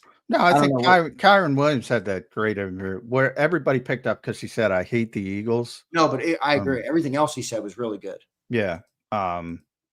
That's the way most players think. Like, I get the emotion of fans, but players get over losses very quickly, especially when they're on good teams. Whereas I'm sure the Rams fans were emotionally devastated by that loss. But yeah, players are different. I mean, they have to, and coaches are even more so, I would say. I mean, it doesn't matter if you're on the best team, the reigning Super Bowl champions, the worst team. You got to go back to work. You can't just sit and wallow in emotional depression.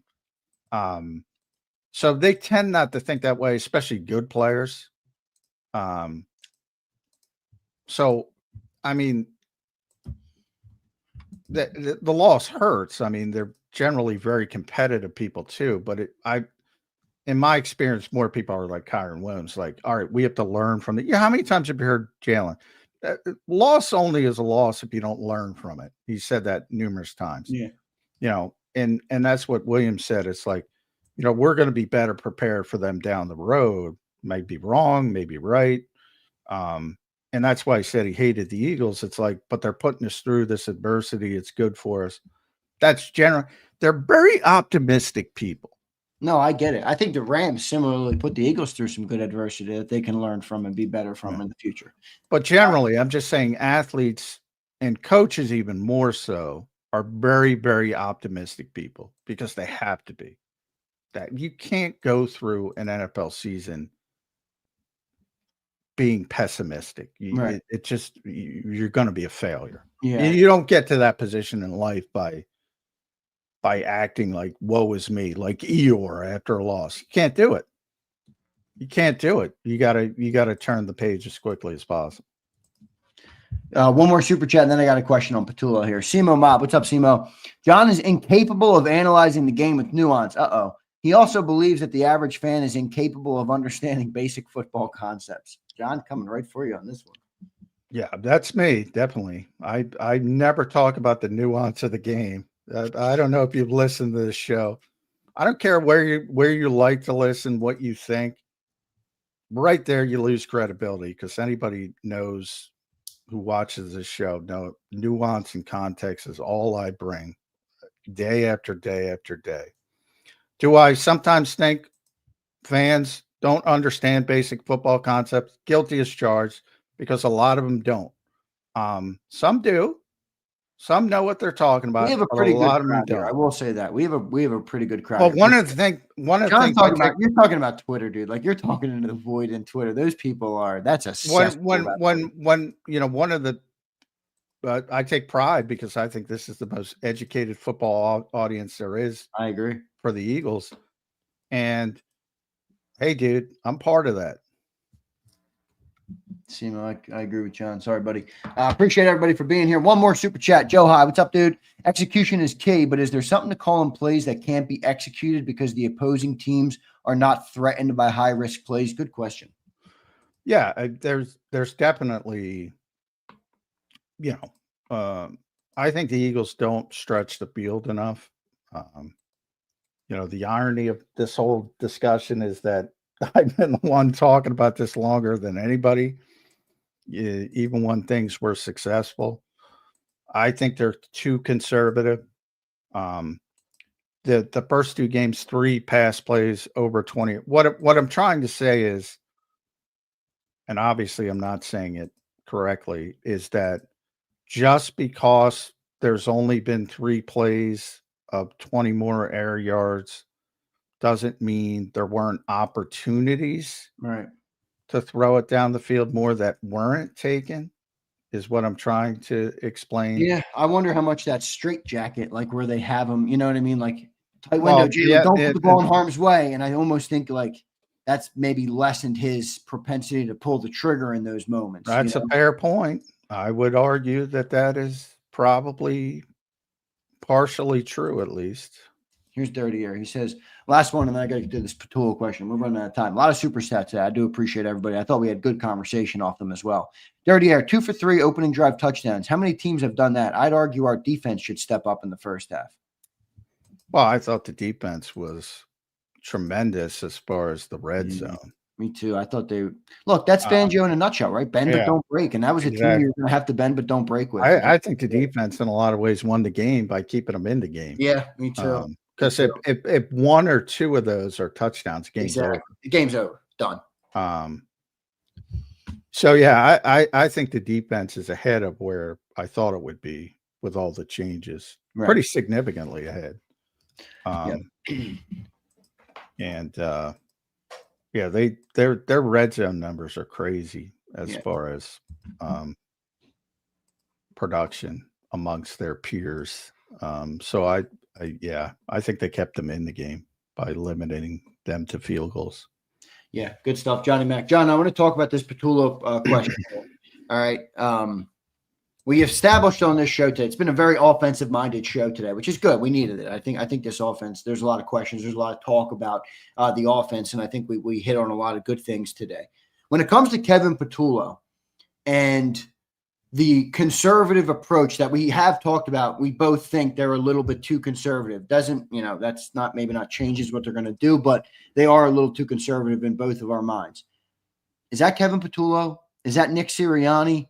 Is that the organization? Is it the analytics department? And what I'm saying basically is we say Jalen Hurts is in a straitjacket.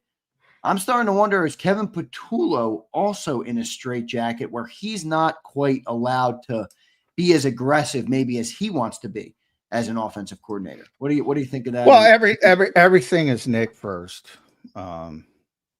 Especially offensively. I mean, defensively, you can argue it's big first, but everything is offensively since the day he got here, is Nick first.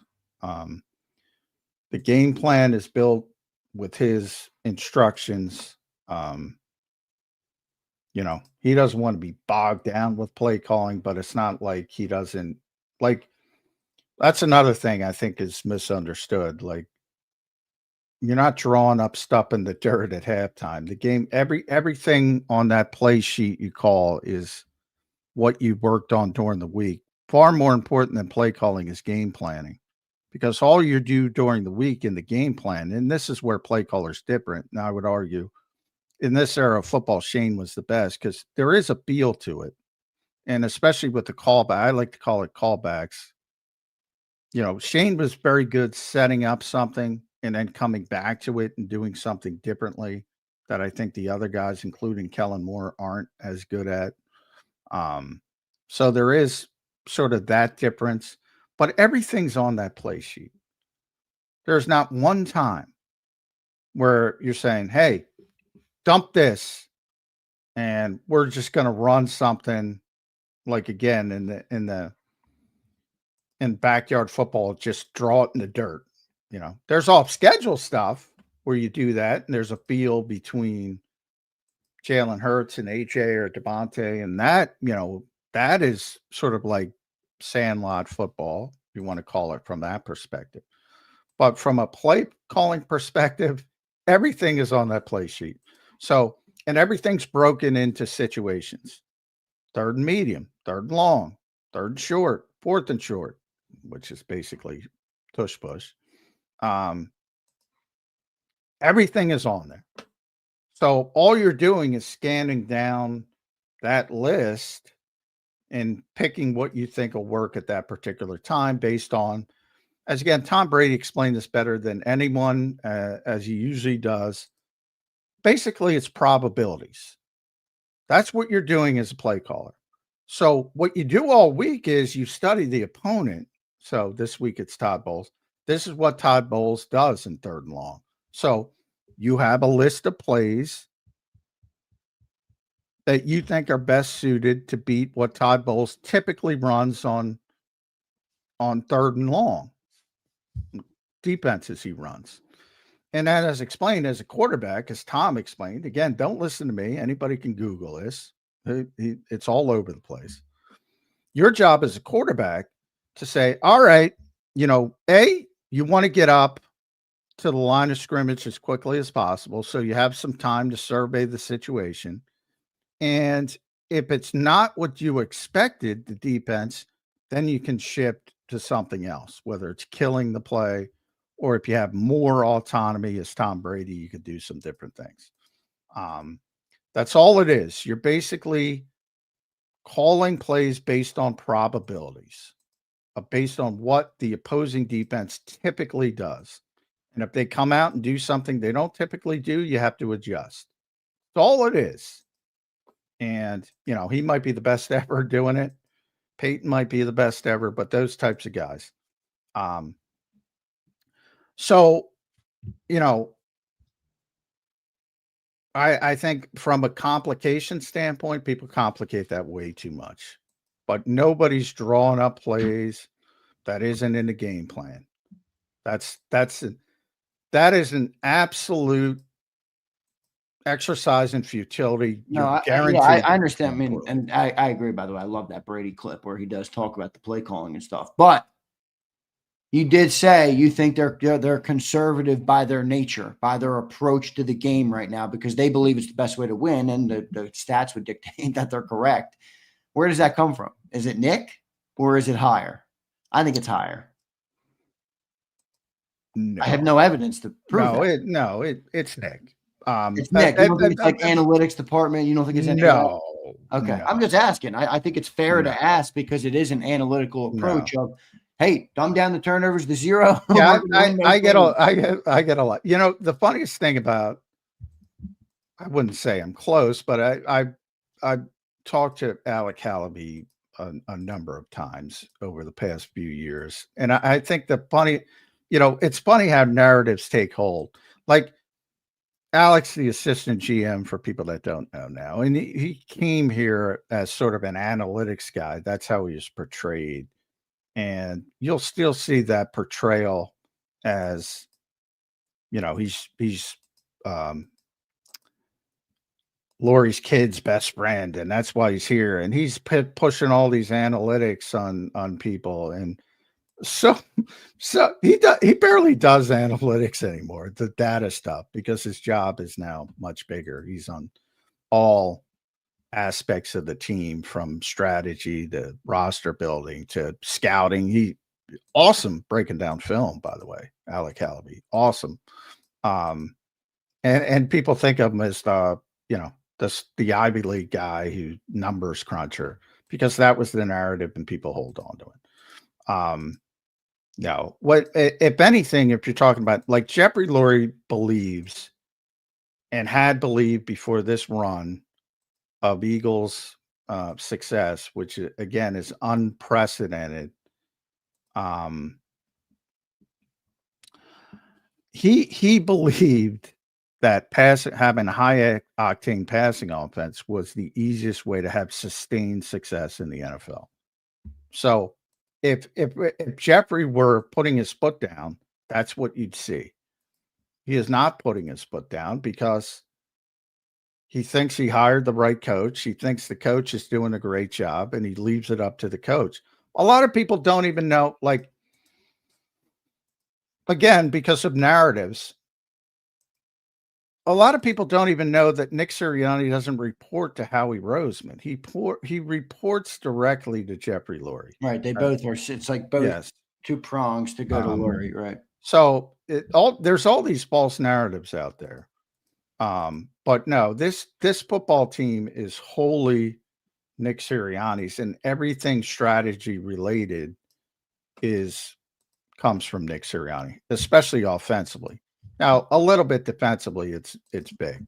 I mean, but offensively, everything, whether it was Shane or Brian or Kellen or now Kevin Patullo, everything comes from Nick Sirianni. So, I hear you. I don't know if I can. I don't know, man. It feels different to me than to me. Like, it feels, and again, I'm not even saying it as a negative, but it does feel like this organization has taken on core philosophies that, regardless of who the head coach is, will be will remain in the building. That's kind of why I felt like they fired him. Not from a playing standpoint, because if Nick ever does leave, and I mean, he's a very young man, he's not getting fired. So, but if he ever does leave and they hire him, you'll see different changes. What you won't see is what you're talking about is the roster building, and that's Howie's job. And yeah, there's core philosophies there. So there's no big analytical philosophy you're telling me that they have, because I always under the impression they've taken pride in their analytics. No, they do take pride in their analytics, but they're not driving the train. So you're telling me Nick can take the analytic and use them however he feels works best for the team. It has no. Yeah, there's no. It's 4th and 4. You have to go here. No, I mean, he's very aggressive by nature. But and is he also very conservative by nature right now, as it's his decision to be conservative on offense? Oh, God, yeah. God, yeah. When it comes to 4th down, I don't know if that's better or worse. He's very aggressive by nature on 4th down. He is in those situations for sure. Probably the second most behind Dan Campbell, but so the Julian Lurie truthers, John, there's no truth to that. Oh, God, yeah. I mean, Alec probably wishes there was more truth to it, that he would have that impact. But even is he the lead analytic guy, Alec Howell? No, he's not. That's how he's portrayed. Now he's the assistant GM. He's got a much bigger job. He's that's how he got into the organization. So people assume. But no, they're very proud of their analytics department. But it's funny because I asked Alec when he talked to us right before the season started. I said, "How much has it changed?" Because the Eagles were always ahead of the curve, but now everybody uses analytics. And by the way, I hate that term. It's evaluation of data, but the Eagles were ahead of the curve, and for the most part, like, they were one of the few teams who were ahead of the curve, so they had this big advantage. Now everybody uses them. So I asked him, is it harder to get an advantage when you're just looking at the numbers? And he said, yeah, that's fair, but you're always looking at the newest thing. So they try to stay ahead of the curve. Which is a good thing, by the way. You don't want to. Yeah. It's very good. Yeah, you don't they're very good. But the idea that Nick Sirianni, I don't know if that was your question, but the idea that Nick Sirianni is getting told what to do on game day. No, yeah, all right. So you don't think it's that. My question was more about Patullo. So Nick is the one setting, though, a conservative approach for Kevin to be the play caller within what he wants the team to be on a given Sunday. This offense it's the Eagles offense. That's what they call it. But it's really the Nick Sirianni offense and what he wants it to look like. Now, he trusts Kevin probably more than he trusts anybody since Shane. So he trusts him implicitly to implement what he wants. But yeah, I mean, yeah, Kevin Patullo's not going rogue. If you, like last year, I thought it was, I predicted it. I thought it was so comical because I said, look, when the Eagles offense looks good, it's going to be, Kellen's taking over. And when it looks bad, people are going to blame Sirianni. Oh, he's taking it back from Kellen. Again, not Nostradamus. That's so Nick. It is Nick, though. That's the distributor of the straitjacket. Yes, it's all Nick. What the fuck, Nick? Why is he talking? He loves praising Jalen Hurts. The distributor. He would not call it that. Well, Jalen Hurts called it that, so he can have that conversation with his quarterback. Well, that's part of it. That's part of being a head coach. By the way, I get it. I'm just saying, you got a fucking great player. Let him play. Come on, John. I'm getting fired up at this thing. Man. He's freaking in charge. I mean, you don't want the head coach not to be in charge. I agree. He's in charge. But I want the head coach to also let the players play. You can clearly see that Jalen, AJ, they want to play, man. Let us lose. Let the killers kill. They like the Lombardi trophy in the lobby too. Well, they do, but they can't just take okay, that's what won us it in 24. That's going to work every single year. Again, let's wait for him to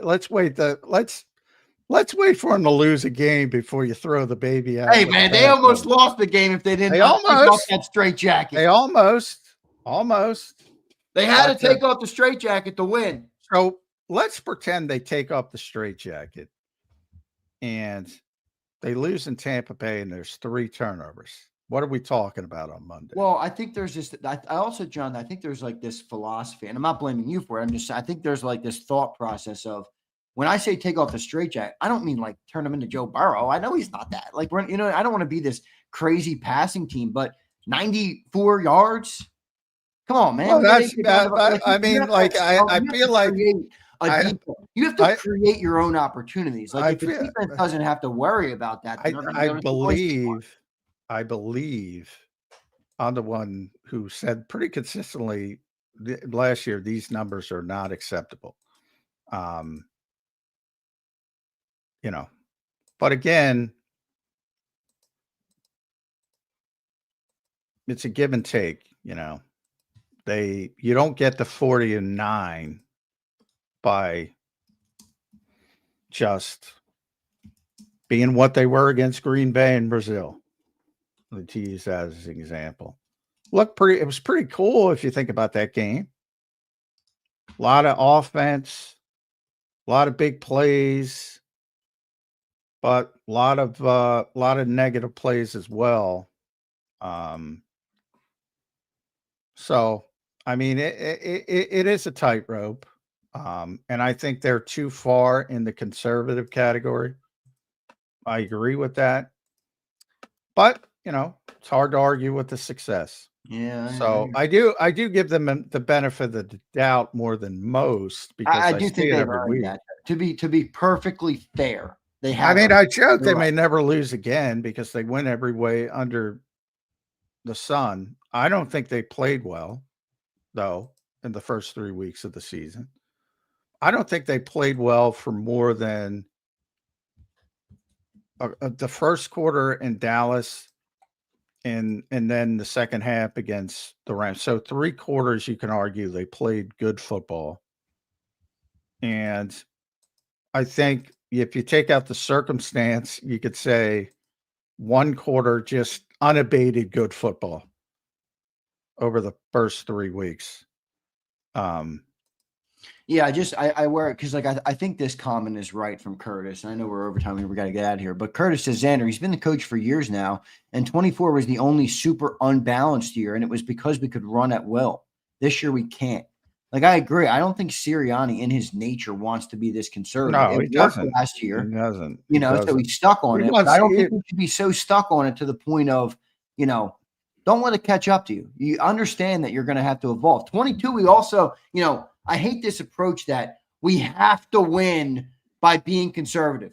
We did come within a fucking play of winning a Super Bowl, not being conservative at all. So I think there's more ways to do it. And I do agree with Curtis. We're going to have to evolve a little bit this year. That's my perspective on it. Well, you don't have to worry about that with Nick Sirianni but we're up to Nick Sirianni. And he wasn't taught the way he was taught as a coach. He'd be running 11 personnel all day, and he'd look more, like people want it to look. But he learned, and I'll end it with what I said before, and it's his words, not mine. Players, plays, formations, talent, play calling, scheme, talent. He said it last week. Always, he said it 5 times. Always players first. You build around your players. They built around Saquon Barkley correctly last year. In hindsight, it's not working this year, but it's a very small sample size. And you still have A.J. Brown, Devontae Smith. They're not a bad duo to build around either, Nick. Come on now. Let's not get too stuck in our own ways here, all right? Players, And also, John, Right. the other factor here too is like, it's not like their setup last year was like common in the modern game. Like they also defied everything about modern football. Because remember, people also forget they were one of the 2 or 3 best running teams. Yeah, I think that's Curtis's point. Well, and DeAndre Swift, but there's a big difference between Miles Sanders and DeAndre Swift and Saquon Barkley. Yeah. So in a lot of ways, if you want to play like they did in 2022, do you really want not Saquon Barkley to be out there? Because they go back to how they played in 2022. If they didn't have Saquon. In 22, though, Miles had how many yards that year? So imagine what Saquon would have in that same offense with just a better player.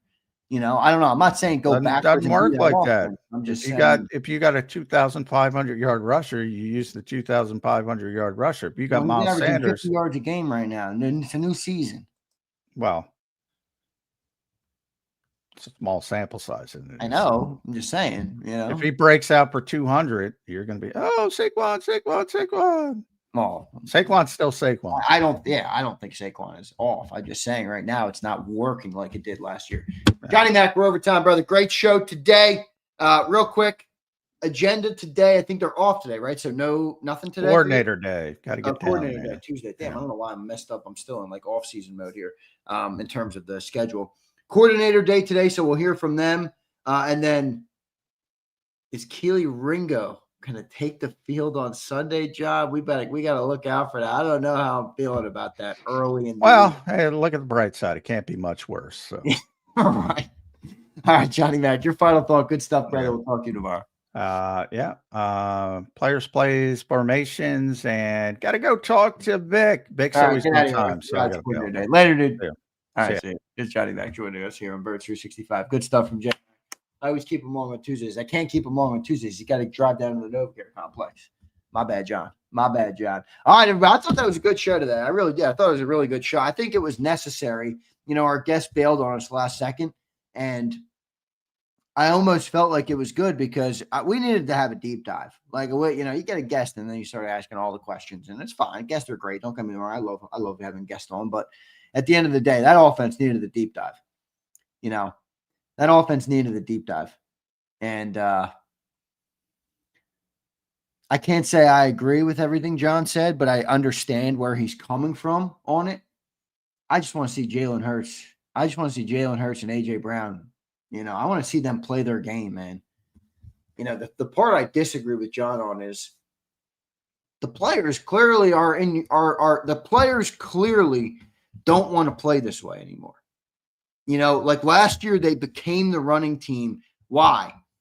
Because the players went to the coach and said, the offensive line particularly went to the coach and they said, we got to play that. We got to run the ball right now. We don't have any flow on offense. We're turning the ball over. Like, okay, fine. Perfect. They do that. They go on and win. Well, now it's a new year.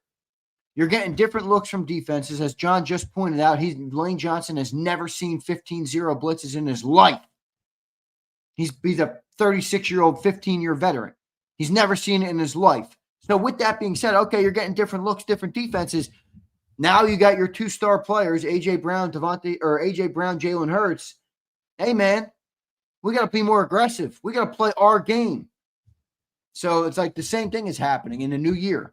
I don't think you should just be so stuck on that running game. But I get it. There's a lot of nuance. There is a lot of context. And, I thought the super chats were good. I thought a couple of them were pretty stupid. Like Simo, fucking stupid chat. I thought John had a good response to you, but there were some that were good. There were some that were shitty. But at the end of the day, I do like when we, look, you got to push back a little bit every once in a while. You guys help me do that. You guys help me do that. So I do appreciate all the super chats today. I thought they were pretty good. And I thought they made for really good discussion. Again, one of the things I like about this show is that we're not the surface level football conversation of, hey, the Eagles passed a lot and they won. Woo, good game. Yeah, go team.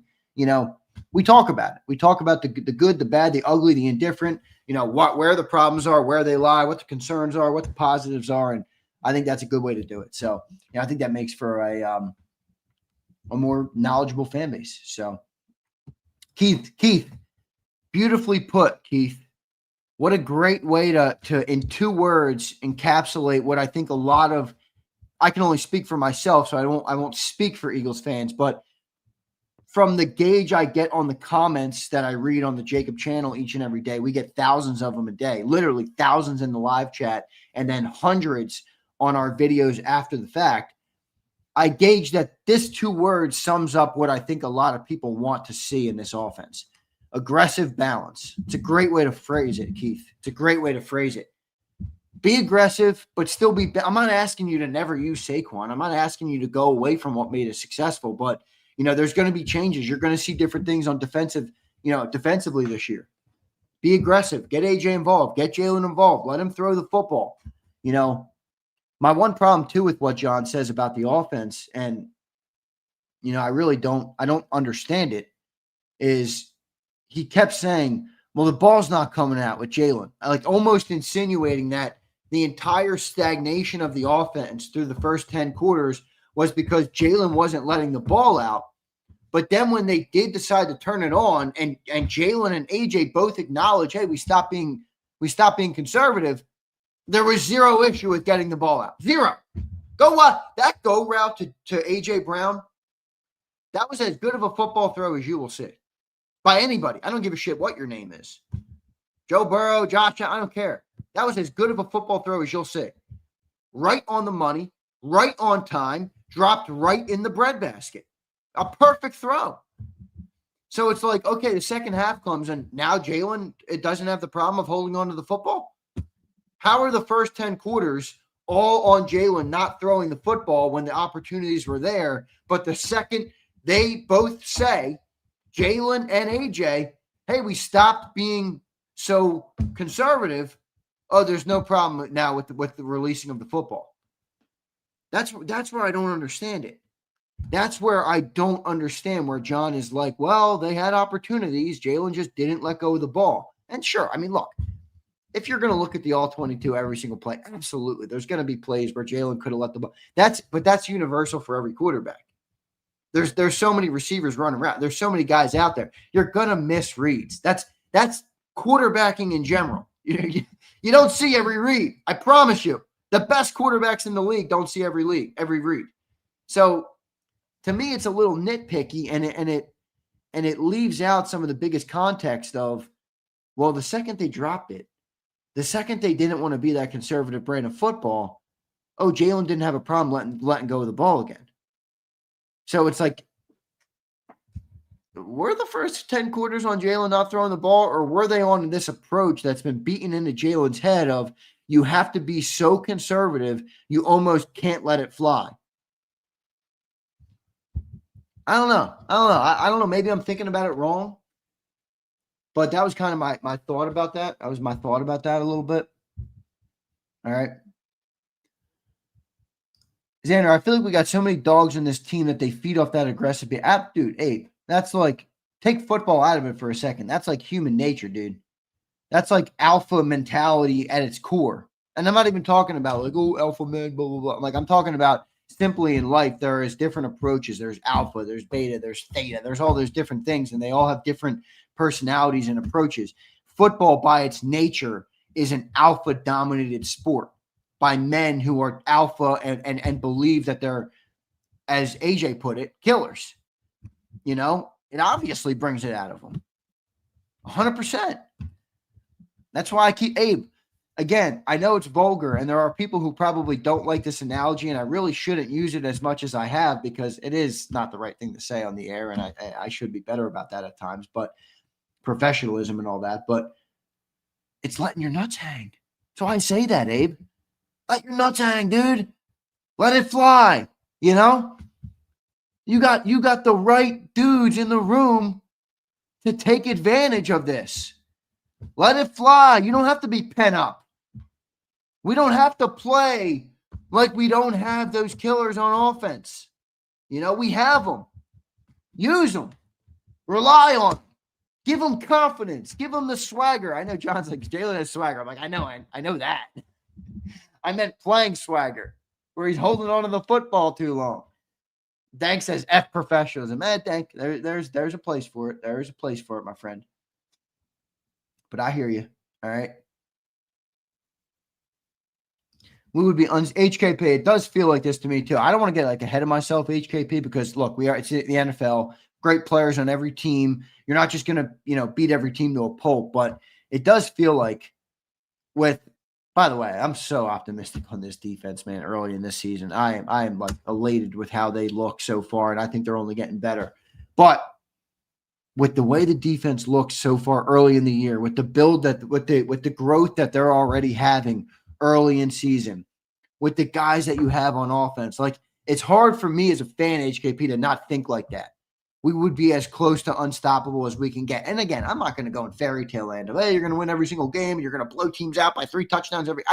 Look, that's not realistic. But it does feel like, fuck, we got like everything. Like we have like you go to sleep and you go in dreamland as an Eagle fan about what our Eagle team can be. What's the best version of it? It's like, dude, we got the dudes right now to live out that dream. Fast, aggressive defense, smart defense, good players all over the place, plays like a unit, offensively, killers everywhere, as AJ called them. Good running game, good quarterback, good receivers, good tight end. Offensive line is still obviously good. Maybe not as much as they were last year, but like it feels like we're like in the midst of having everything we want. But sometimes we just don't want to use it. I don't get that. I don't know, man. Thomas says, hey, Xander, just checking in. I got my shirt. Awesome, bro. Appreciate you, man. Appreciate it. Did anybody get their jerseys? I sent a couple jerseys. I know Lucius emailed me. He got his jersey. What other jerseys did I send last week? Twiz, did you get your jersey yet? Is Twiz still in here? Twiz is in the boonies, so it might take his a couple days to deliver.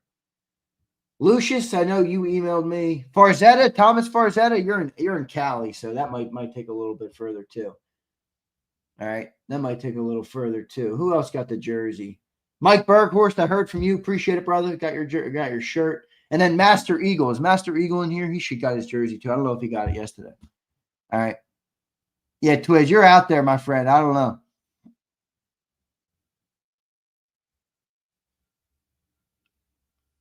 Xander, Mike, appreciate it, dude. Master Eagle got his jersey. Love it, man. Appreciate you, Master Eagle. How is that Devontae Smith jersey? I like that. TK says, I didn't get my Jacob Stallion shirt. Do I owe you, TK, or are you fucking with me? I think you're fucking with me, aren't you? Because you signed up to be a Legend member, but you didn't sign up to be a Legend member when I had that offer. Hey, TK, that offer doesn't just stand for all the deals of the past. It's like when you buy something and then it goes on sale a couple weeks later and you're like, oh, fuck, I could have saved money. Hey, TK, are you playing me, TK? I know it. He says I'm fucking with you. I got you, TK. I appreciate you, TK. Thanks for your support, man. Curtis says, Z, I hate that. Well, you have Saquon Barkley response from John. Players, plays, formations. Last I checked, AJ and Smith. Agreed, man. All right. Big Mike says, Xander, is it too early to order the flatbed for the parade? I'll tell you what, it's funny you said that, man. It's funny you said that, Big Mike, because you know who I talked to? I talked to them recently, and he joked with me. He said, hey, we got the flatbed ready if it calls for it. So the good news is if we get another parade on Broad Street, all right, your boy is going to be down there, and I expect to see more people there this time. All right.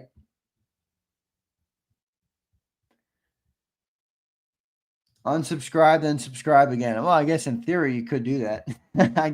Hey, listen, Rich. In theory, you could do that. Josh Proud says, Z, you know where the defense is currently ranked. You know what, Josh? Let's do it together, my friend. You want statistical grades or you want PFF grades?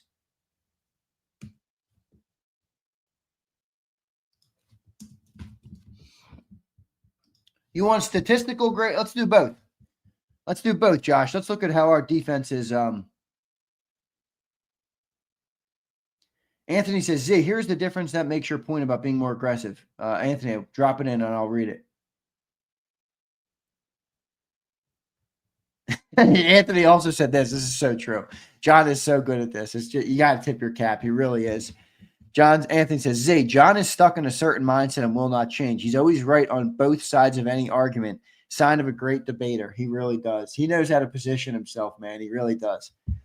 All right, let's look at statistics first on defense. I'll pull them up right now. Okay, let's do it together, everybody. All right, here's Fox Sports. They do these defense rankings, and you can look at total. All right, total defense through. All right, so it's not updated yet through week 3. Wait, why is it not updated through week 3? All right, I get that sucks. So through 2 weeks, we're 9th in total yards or total defense. This sucks. I want it to be through week 3. Pass defense, we're 8th through 2 weeks. Pretty good. 9th overall, 8th in pass. And run defense, we are lower, 21. Yeah, run defense hasn't been too great. And that probably got worse after week 3 because I think we gave up 160. Scoring defense, we are 12th. Not bad, 18-5 a game. I think some of these teams are going to fall back a little bit. 18-5 a game, I can live with that. 12th. Red zone defense, we are 16th, 60%. Defense red zone touchdown rate, so 60%, not ideal. Third down defense, we are 25th, not great. And that's that. Now let me pull up PFF just to get the grading.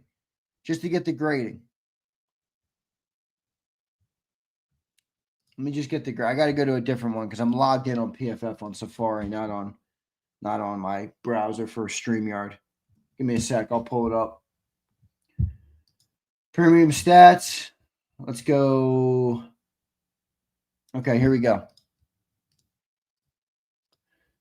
PFF can sometimes be a cesspool to use, but it is overall pretty good. All right, here we go. So this is PFF right here, all right? So this is just the teams listed. You can go in here and kind of go offense, defense. So let's sort it by overall defense. Okay, the number 1 overall graded defense. Oh, why'd that stop sharing?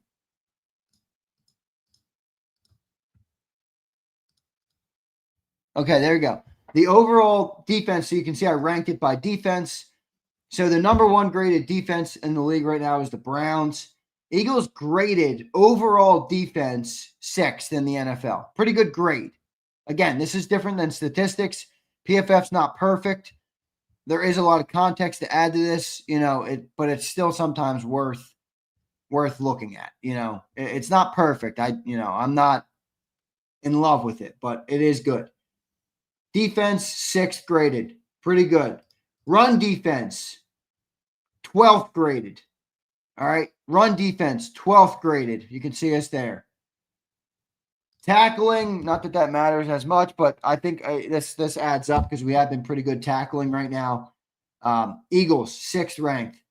Jags are having a good year defensively, dude. Brandon. Pass rush, Eagles are 6th. Pretty good. Cleveland, how about Cleveland, man? Run defense, Cleveland number 1. Overall defense, Cleveland number 1. Pass rush, Cleveland number 1. That's because they got freaking Myles Garrett. By the way, Dirty Air, you sent me that text this morning. I saw that clip last night. Unbelievable, man. Unbelievable. They're literally screaming at Jordan Love. Jordan, run! How about that? That's like emasculating. All right, let's keep rolling. So pass rush, Eagles are 6th. Coverage grades, Eagles are 15th, so lowest in coverage. All right. Probably has to do with the Dory Jackson and those guys. And then special teams, how are we graded out right now? 15th. Let's look at offense. Offense overall, 14th right now. Passing overall, 19th right now. In the run game, we're 3rd. Pass blocking, 13th. Receiving, 20th. Running 3rd, I said that. And run blocking, 19th. So you can click Eagles and look at the grades for each game. I do like PFF for this stuff, guys. Like, I know it's not perfect, but it is cool to come in here and like kind of get a look. And then you can like also look by, like we can go by position. Let's look at the quarterbacks. I always do 20% because I don't want like people who've played 2 snaps in here. Like the number 1 graded quarterback right now, offense, Darnold, Prescott, Stafford, Allen, Jones. Jalen is 9th offense. In the passing game, Jalen is much lower. He is 22nd. Sam Darnold, 1st. Stafford, Prescott. And you can come in and like look at the running game. Obviously, Jalen Hurts, the number 1 graded running quarterback right now in football. Jalen Hurts, top of the list there by run. So, that helps. And then you can see all this stuff. Graded throws. Like it gets pretty deep. So you can look at the pressures. You can look at everything, dude. Fumbles. I don't know what that even means. And then there's the key. Fumble. PFF grade for hands fumble. So I guess if you fumbled, you're lower. So Jalen had a fumble, so he's 26th, right? So I do like it for that. Come back to the Eagles, though. These are the 2 games. So graded out, they were best overall in the Cowboy game. Best offensively in the Cowboy game. Best defensively in the Rams game. So this is where I hate it, though. Ready? Like we can look at the week 3 report from the Eagles versus the Rams. Let's click offense. Graded by offense right now. These are your top ranked offensive players for the Eagles, or all of your offensive players ranked right now for the Eagles. Like, I'm sorry, and John tried to add the context, but like, bro, something's wrong if Matt Pryor is ranked 3rd. He was pitiful in everything. And I know you can see this is why he's higher because of this 84.7 in the run blocking game. But really? Did he look good in the run game? Saquon had 2 yards of carry. John Mechie with 2 total snaps. Like, I hate that because it's like 2 snaps. What the fuck does that even mean? Cameron Latu, rule him out. Jalen Hurts was basically the 2nd graded starter. A.J. Brown was the 1st graded starter with 82. Obviously, exceptional game for A.J. Brown. Lane Johnson only played 10 snaps, but still graded higher. Devontae Smith. And then you can go over, like, let's look at the defense. Defense, top-rated player, Zach Bond. 2nd-rated player, Jordan Davis. Like, that makes sense. That's where PFF, like, sometimes they are, pretty close to what it looks like. Moro Jomo. There's Jahad Campbell, Jalix Hunt, Nolan Smith. So, and anybody that doesn't have a PFF membership, like I'll always pull these up. I have the premium. So, if you guys ever want me to do this more often, I will. Some people don't care about it and think it's stupid. That's fine too. But you can kind of see it is fun to look at, It is fun to look at. So, but.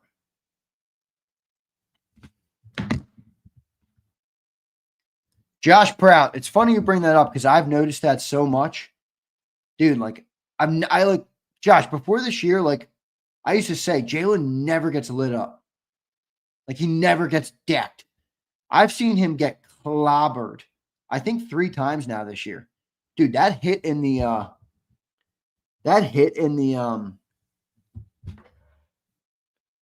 freaking Chiefs game was insane, man.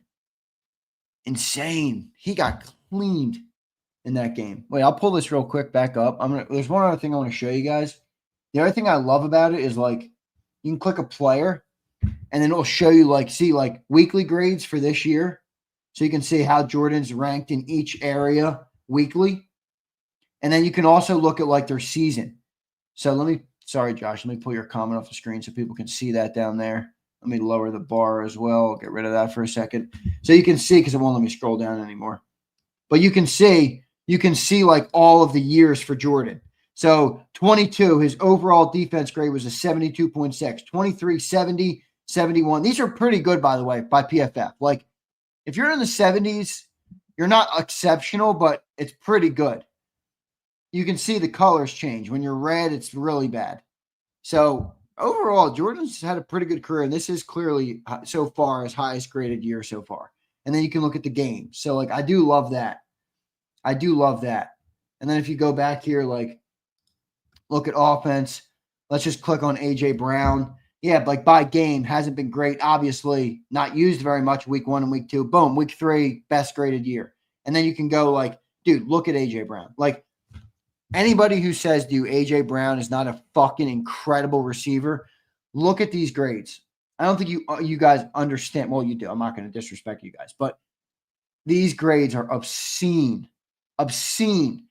Overall offense grade, I'll read you guys.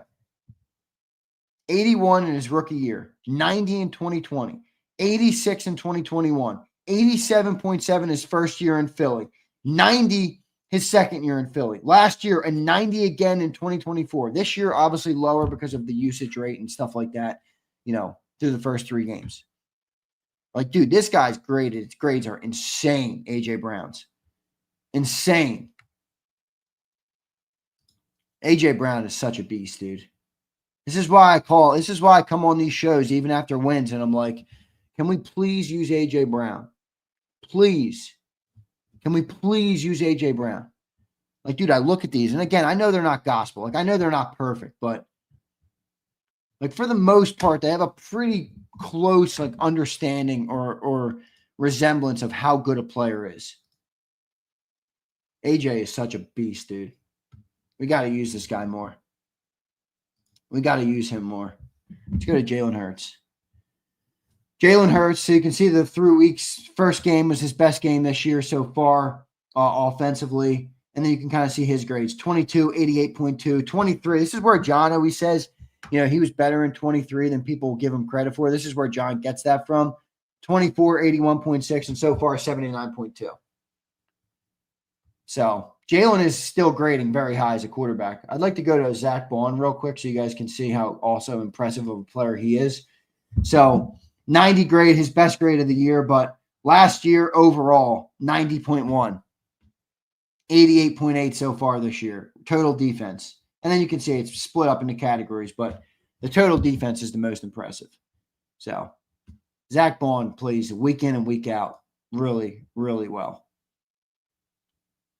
Yeah, so you can see a lot, man. You can see like really a lot. Let's go to Jalen Carter. Yeah, Jalen Carter's rookie year was like clearing away his best graded year. So far, a pretty low grade right now for Carter. Nothing jumping off the page about Carter right now. Let's look at Jahad Campbell, the rook. Look at that, dude. First game of his effing career, 88.3. And he stayed in the green since then. 71.4 week 2, 76.1. And how about the coverage grades? Look at these coverage grades, guys. 85.9 for a first game rookie. 78.5, 77.7. Dude, Jahad Campbell's going to be a fucking beast. Beast. Who else do we want to look at? Coop. Let's see how Coop's panning out this year. He hasn't had as good of a year. Like, look at Coop's grades last year. Run defense, he was in the 90s because he was so good in the box in the run. 86.3 overall defense. Right now, he's 57 in run defense, 70.9 overall. So still a solid defensive grade, but has completely come down in coverage, has come down in run defense, has improved in tackling. So Coop is not off to quite as good of a start as he was last year. Where's Quinion? Let me go to Quinion. Quinion, clearly down here, you can see year to year. Obviously, very small sample size, guys. Remember, very small sample size here so far. But, yeah, Quinion hasn't graded out great. Like last game versus LA, 50 grade. Which sometimes, like, that's where I'm like, he covered Devontae Adams and did it pretty good. But you guys have to remember, like, that play at the end where he got beat by Devontae, but they didn't complete the pass, PFF grades that against him. You know what I mean? So they use the plays even if they don't show up statistically. So it's not perfect. It's not perfect, but it is a good, like, synopsis or a good, like, way to kind of look macro at, like, what a player's done and how they've, progressed in their career. So that's pretty good. All right, everybody. Great show today. I appreciate everybody for listening. I thought we did have great conversations today. I know people like guests, and sometimes we're not always able to get guests, but I thought we had a really awesome conversation today about the offense. All right, Anthony, all 22 is on NFL, bro. You got to be a All right, Anthony, you got to be an NFL Plus subscriber. So where's my iPad? My iPad's upstairs. I was actually watching all 22 last night when I went up to bed. So yeah, you can go on the NFL and you get Game Pass, basically. It's like $15 a month, or you can pay for the year, Anthony. So that's what I do. And they post the all 22. They post condensed games. The condensed game is great because it's literally just every play, and they cut out all the baggage, like all the commentary, all the commercials, everything. So you can get like the game. You can watch every play of the game in like 33 minutes, which is dope. So, all right, everybody. Appreciate all you guys, man. I am going to do a jersey giveaway at some point this week, but we're going to have to get more members or more super chats or something. Also, I want you guys to think about something. Another thing I want to activate, because I'm trying to do so many giveaways this year, but at the end of the day, we have to, no, 15 a month, not 50 MRAs. But I do have to, like, look, I want to give away things, but I do have to boost revenue. You guys get it. Like, I'm always pretty open with you guys about business. Business is business. At the end of the day, I got to pay John. I got to pay Dan. I got to pay my editors now. Like, I got people to pay. So I do have to keep boosting revenues. But one of the things I want to do to keep doing giveaways is I might do something. Like, I'm trying to tie something to super chats because we have such great support from super chats. Like, should I do like super chat of the week? Should I do like, I don't think I could do like whoever gives the most in a week. I feel like that would be kind of lame. But like, I don't know. I'm trying to do something where at the end of the week, we do a jersey giveaway, and it's not based on a membership. It's not based on a random selection. It's based on, something that gives back to the people who support day in and day out, super chat wise. I don't know. Just think about that. Let me know if you guys have any thoughts on it. All right.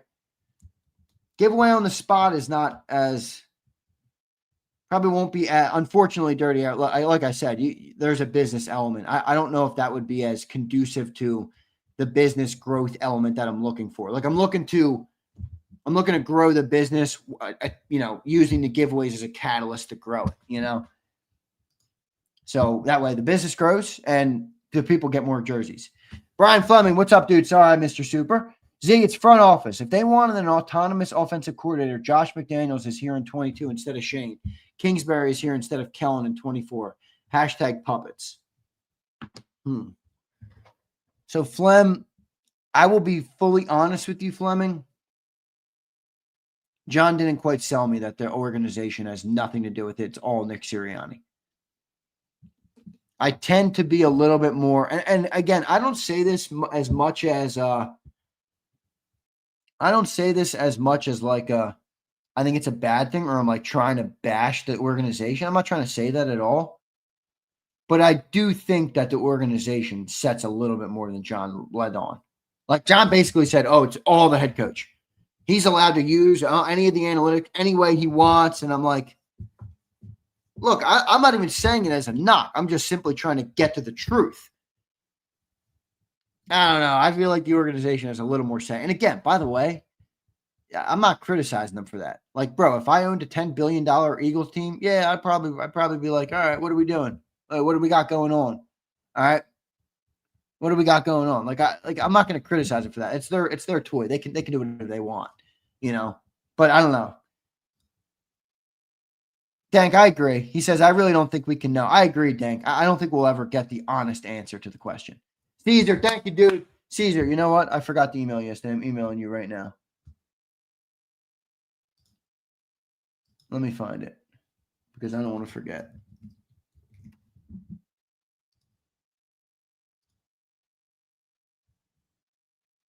Caesar, I can't believe you think I forgot you when me and you had a great email exchange in January. I wrote you a long email.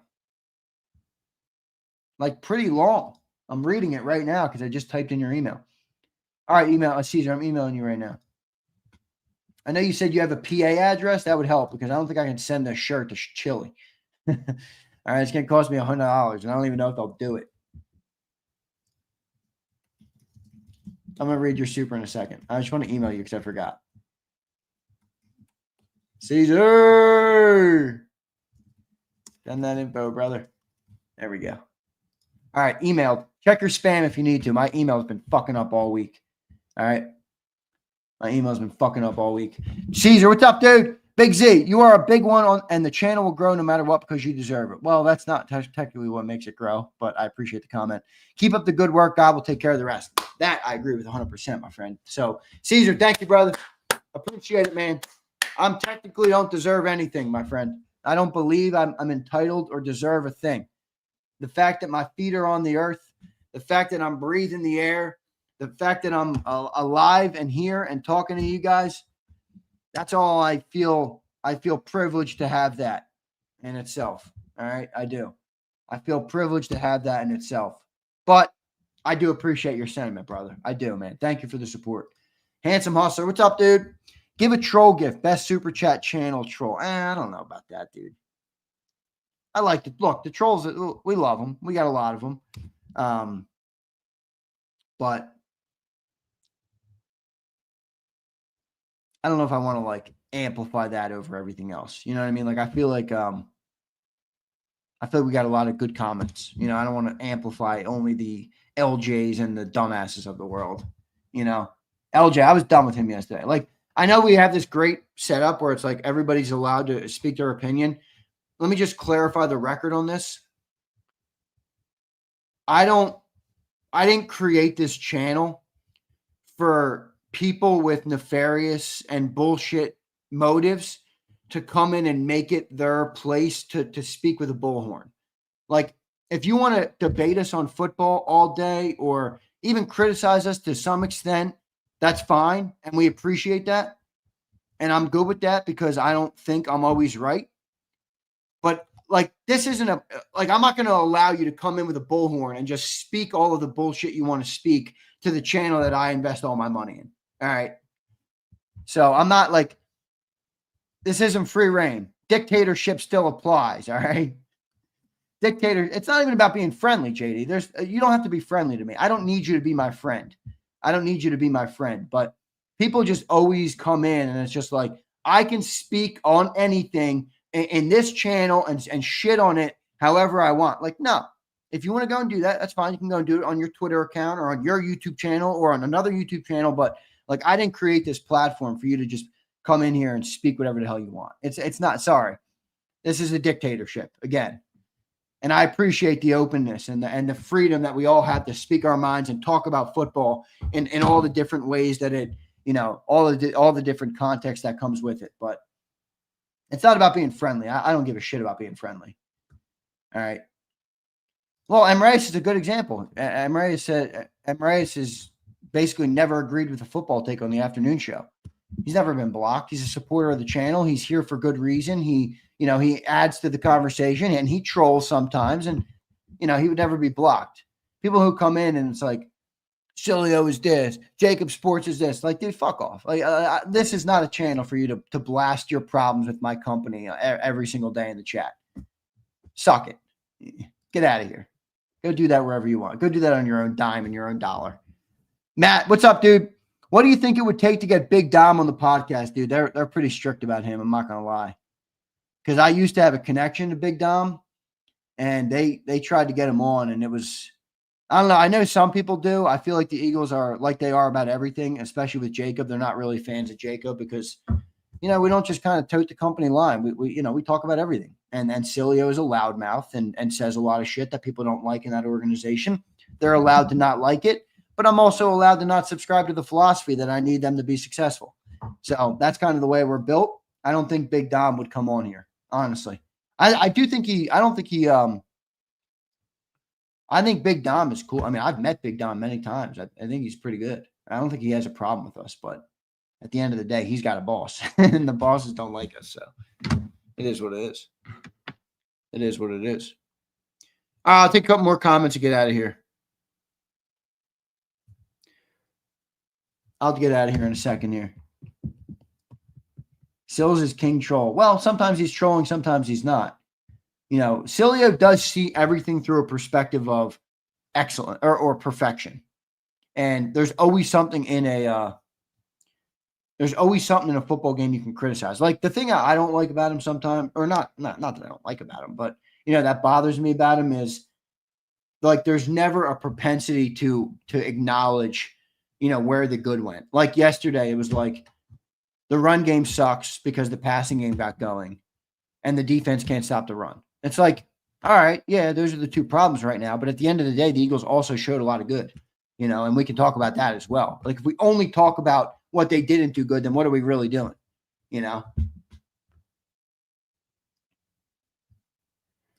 Zan, do you think Jalen has changed Sill's mindset about him? I think to a certain extent, I do. But I also think, Jalen truly is never the quarterback that Cilio would pick. I don't agree with him on that because I think there's way more to a quarterback position than how good your arm is or how successfully you can throw the ball to the outside or the inside or whatever. I love Jalen's mentality. It's my favorite part about him. And I think the it factor means way more in sports. I really do. I've always felt like that. That's why I loved Kobe, and obviously great talent, obviously not delegitimizing Kobe's talent or MJ's talent or LeBron's talent, but all those guys have a different thing that keeps them going, that gets them to the top of their game. Look across any sport. Look at the best tennis players. Look at the best football players, the best hockey players. Like there's an it factor that is a universal truth about the greatest of the greats. And Jalen Hurts has it. Does he have the talent? I don't know. Some people don't think he does. I think he does. I don't think they use it enough, but I think he does. All right. Ian East, I'm going to have to get some Jordan Davis jerseys. I'll be getting them. Don't worry. All right. Did I miss a super chat? I feel like I just had one. Let me look. No. Got them all. All right, everybody. Xander, did you check? I did not. Why? Dank, what am I missing in there?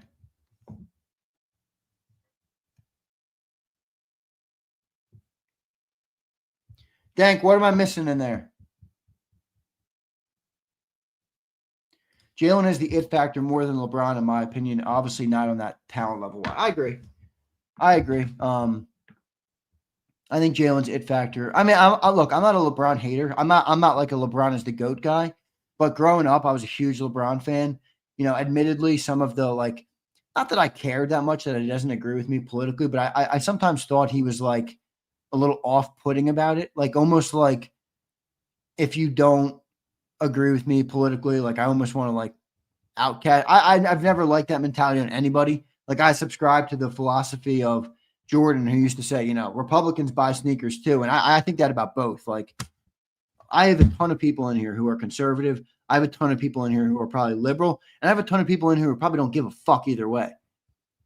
We're all humans at the end of the day. Like, you know what I mean? Like it's not crazy to me if you don't agree with me. And I hate people who grandstand and are like, if you don't think like this, you're this person. I'm like, all right, fuck that.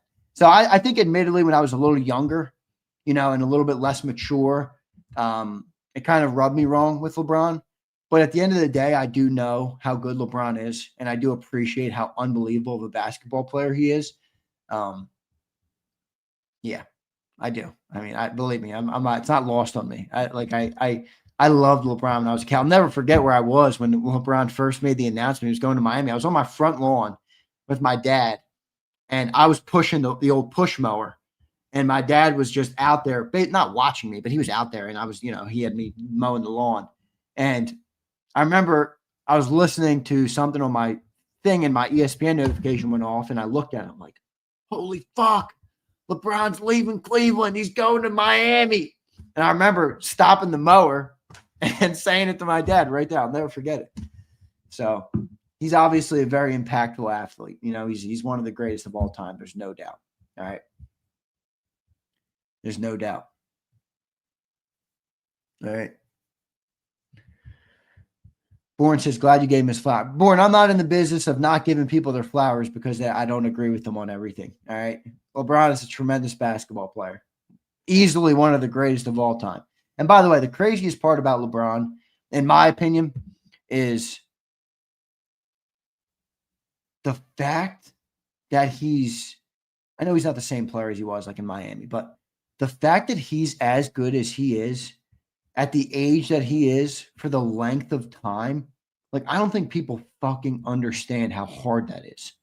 How hard that, forget the titles for a second. Forget everybody quantifies it on only if he wins the championship at the end of the year. To be as good as he is for as long as he is simply effing insane. It's insane. It's Brady. That's like Brady, in a very different way too, because Brady could be more cerebral in his old age and not have to rely on athleticism.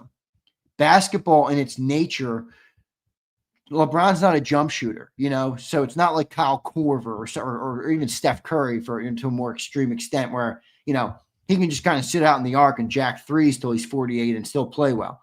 Like LeBron is an athletic player. LeBron thrives on the athleticism that he has. And the fact that he still has it to the degree he has it, I hope people, I think LeBron's one of those players that people will appreciate a lot more once he's gone. People will appreciate what he did and how he did it a lot more once he's done playing.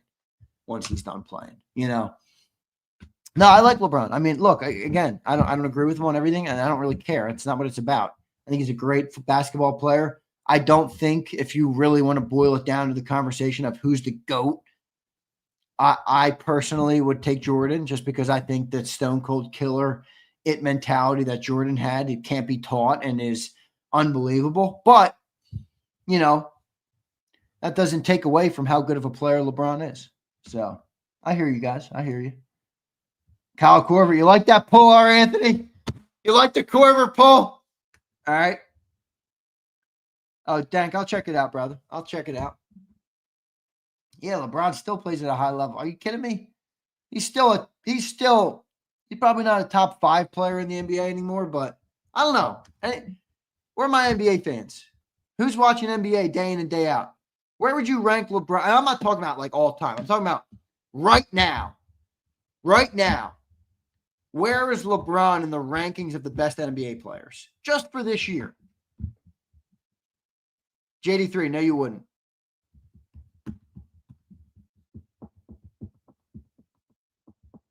Top 3 still, Dank? You think he's still top? I mean, I probably haven't watched enough NBA to make that proclamation, but Big Trag says top 3 too. That's like on any given night. See, that I agree with 100%. On any given night, riding the bench, I'll go further. On any given night, he could be the best player in basketball. Still. And how old is he? Yeah, right now. Right now, Dank. I'm talking about like right now in the league. Right now in the league. Like he was the number 1 player in the league for probably 15 years. Probably literally 15 years, which is nuts.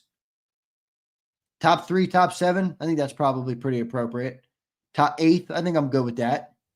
Top 5, stillborn. Yeah, it's a testament to him, man. It is. It's a testament to him and how he does it. Look. Abe says the LeBron. It's not Abe. Look, I like sports, dude. Abe, I'm consistent about this. People crap on me for when I give credit to another quarterback or another great player in the league. One dude always comes in on the Celio show. Zander always glazes other teams. I'm like, no, dude, I like sports. I like greatness. That's what I like. I like greatness, dude. Whatever jersey they wear, I like greatness. I do. I love greatness. I look to great. I try and learn from people who are great or exceptional. I do. That's what I like. LeBron has a level of greatness to him, whether you like him or not, dude. Jordan, Kobe, Will, whatever, all the best basketball players. Go over to any sport, even tennis, dude. Like, I don't watch tennis, but yeah, I can learn something from Novak and Roger and those dudes who have dominated tennis to the level that they've dominated any sport. I love greatness. I really do. I always have too. I always have and I always will. I love greatness. The question, see, Bourne, I think the NBA is in a tough spot. Like, I think there are some great players, but there's nobody that has the lure that LeBron had, that Jordan had, that Kobe had. I don't know. Maybe I'm not in tune right now with the NBA enough to call that out. Dank, I know you're a big NBA fan. Like, is there a player in the league? Like, who is next? Who is next? I don't know.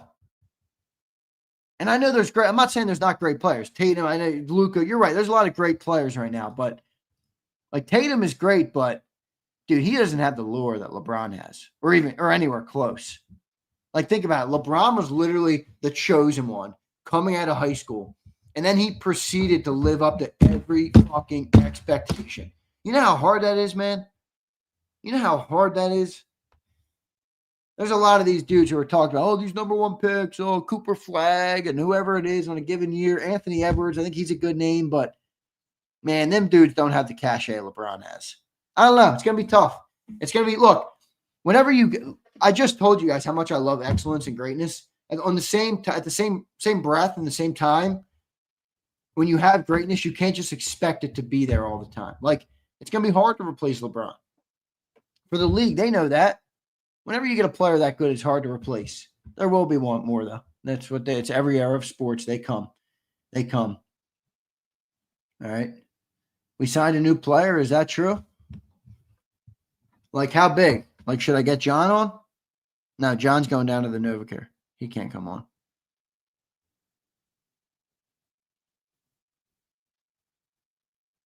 No, I don't see any news on that. Ex-NFL star Rudy Johnson dead at 45. Damn, what happened there? Oh, we did get a player. Who'd we get? What happened to Rudy Johnson?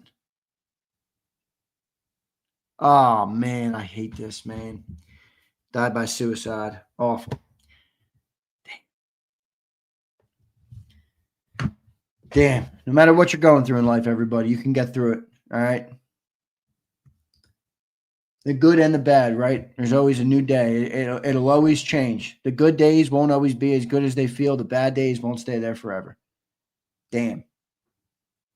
I'm upset I read that right now on the show. I wish I read that after. Handsome, what's up, dude? Thank you, bro. Thanks for the super chat, brother. To boost and encourage video comment participation, you can do a top comment of the week prize, but the comment must consist of specific commentary on the video's content to ensure relevance. That's good, but how do you legislate that, Handsome? You know? How do you legislate that? How do I do the giveaway? You know what I mean? Like, how do you gauge that? I don't know. I think it was Dio saying it earlier. About, I think Philly Mike does like every $1 of super chats is an entry. That's a pretty good idea. That's honestly what I might do. Every giveaway of super chats and then do that every Friday. Most likes and replies. But Handsome, we get a lot. The problem is then the trolls win because people come in and say, oh, Cilio's an asshole. And then like 30 people like it. So I mean, it's not a good metric. Likes, unfortunately for you. So, all right, everybody. I love all you guys, man. I appreciate each and every one of you guys for chopping it up with me here today. And a long Xander time, even with no giveaway. So I appreciate you guys kicking it with me. I thought we talked about some pretty good things. Looked at the PFF stuff. Talked about LeBron a little bit. You know, I do love talking about greatness wherever it is, in sports, wherever it is. So appreciate each and every one of you guys for being here. A lot of great super chats today. Thank you all, man, for the support of the channel, as always, for being members, for being here, for commenting, for liking, sharing, subscribing, no matter what. So thank you all. Abe says, Xander, what about you pick top 5 super chats of the day and at the end of the week pick 2? That's not bad. Not bad. Not bad, Abe. All right, give it some thought, guys, and we'll talk about it on tomorrow's Xander time, all right? We'll get that set in place soon. I do want to do something like where we do a giveaway every week, regardless of game outcomes, regardless of, Hurts yards, regardless of defensive stats. I think we should do that and use it as a way to kind of continue to build the channel, I do want to keep building the channel. I want to keep bringing you guys great content. I want to keep adding to the company and, being bigger, being better. That's the goal. Each and every single day is to improve on what we do each and every day. So love all you guys, man. See you next time, everybody.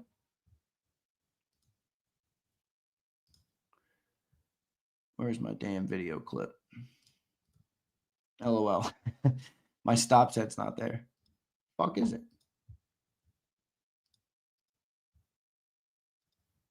I'm trying to say goodbye and my stop set's not there anymore. What the fuck? You guys are getting me longer. Come on, man. There we go. All right. See you next time, everybody.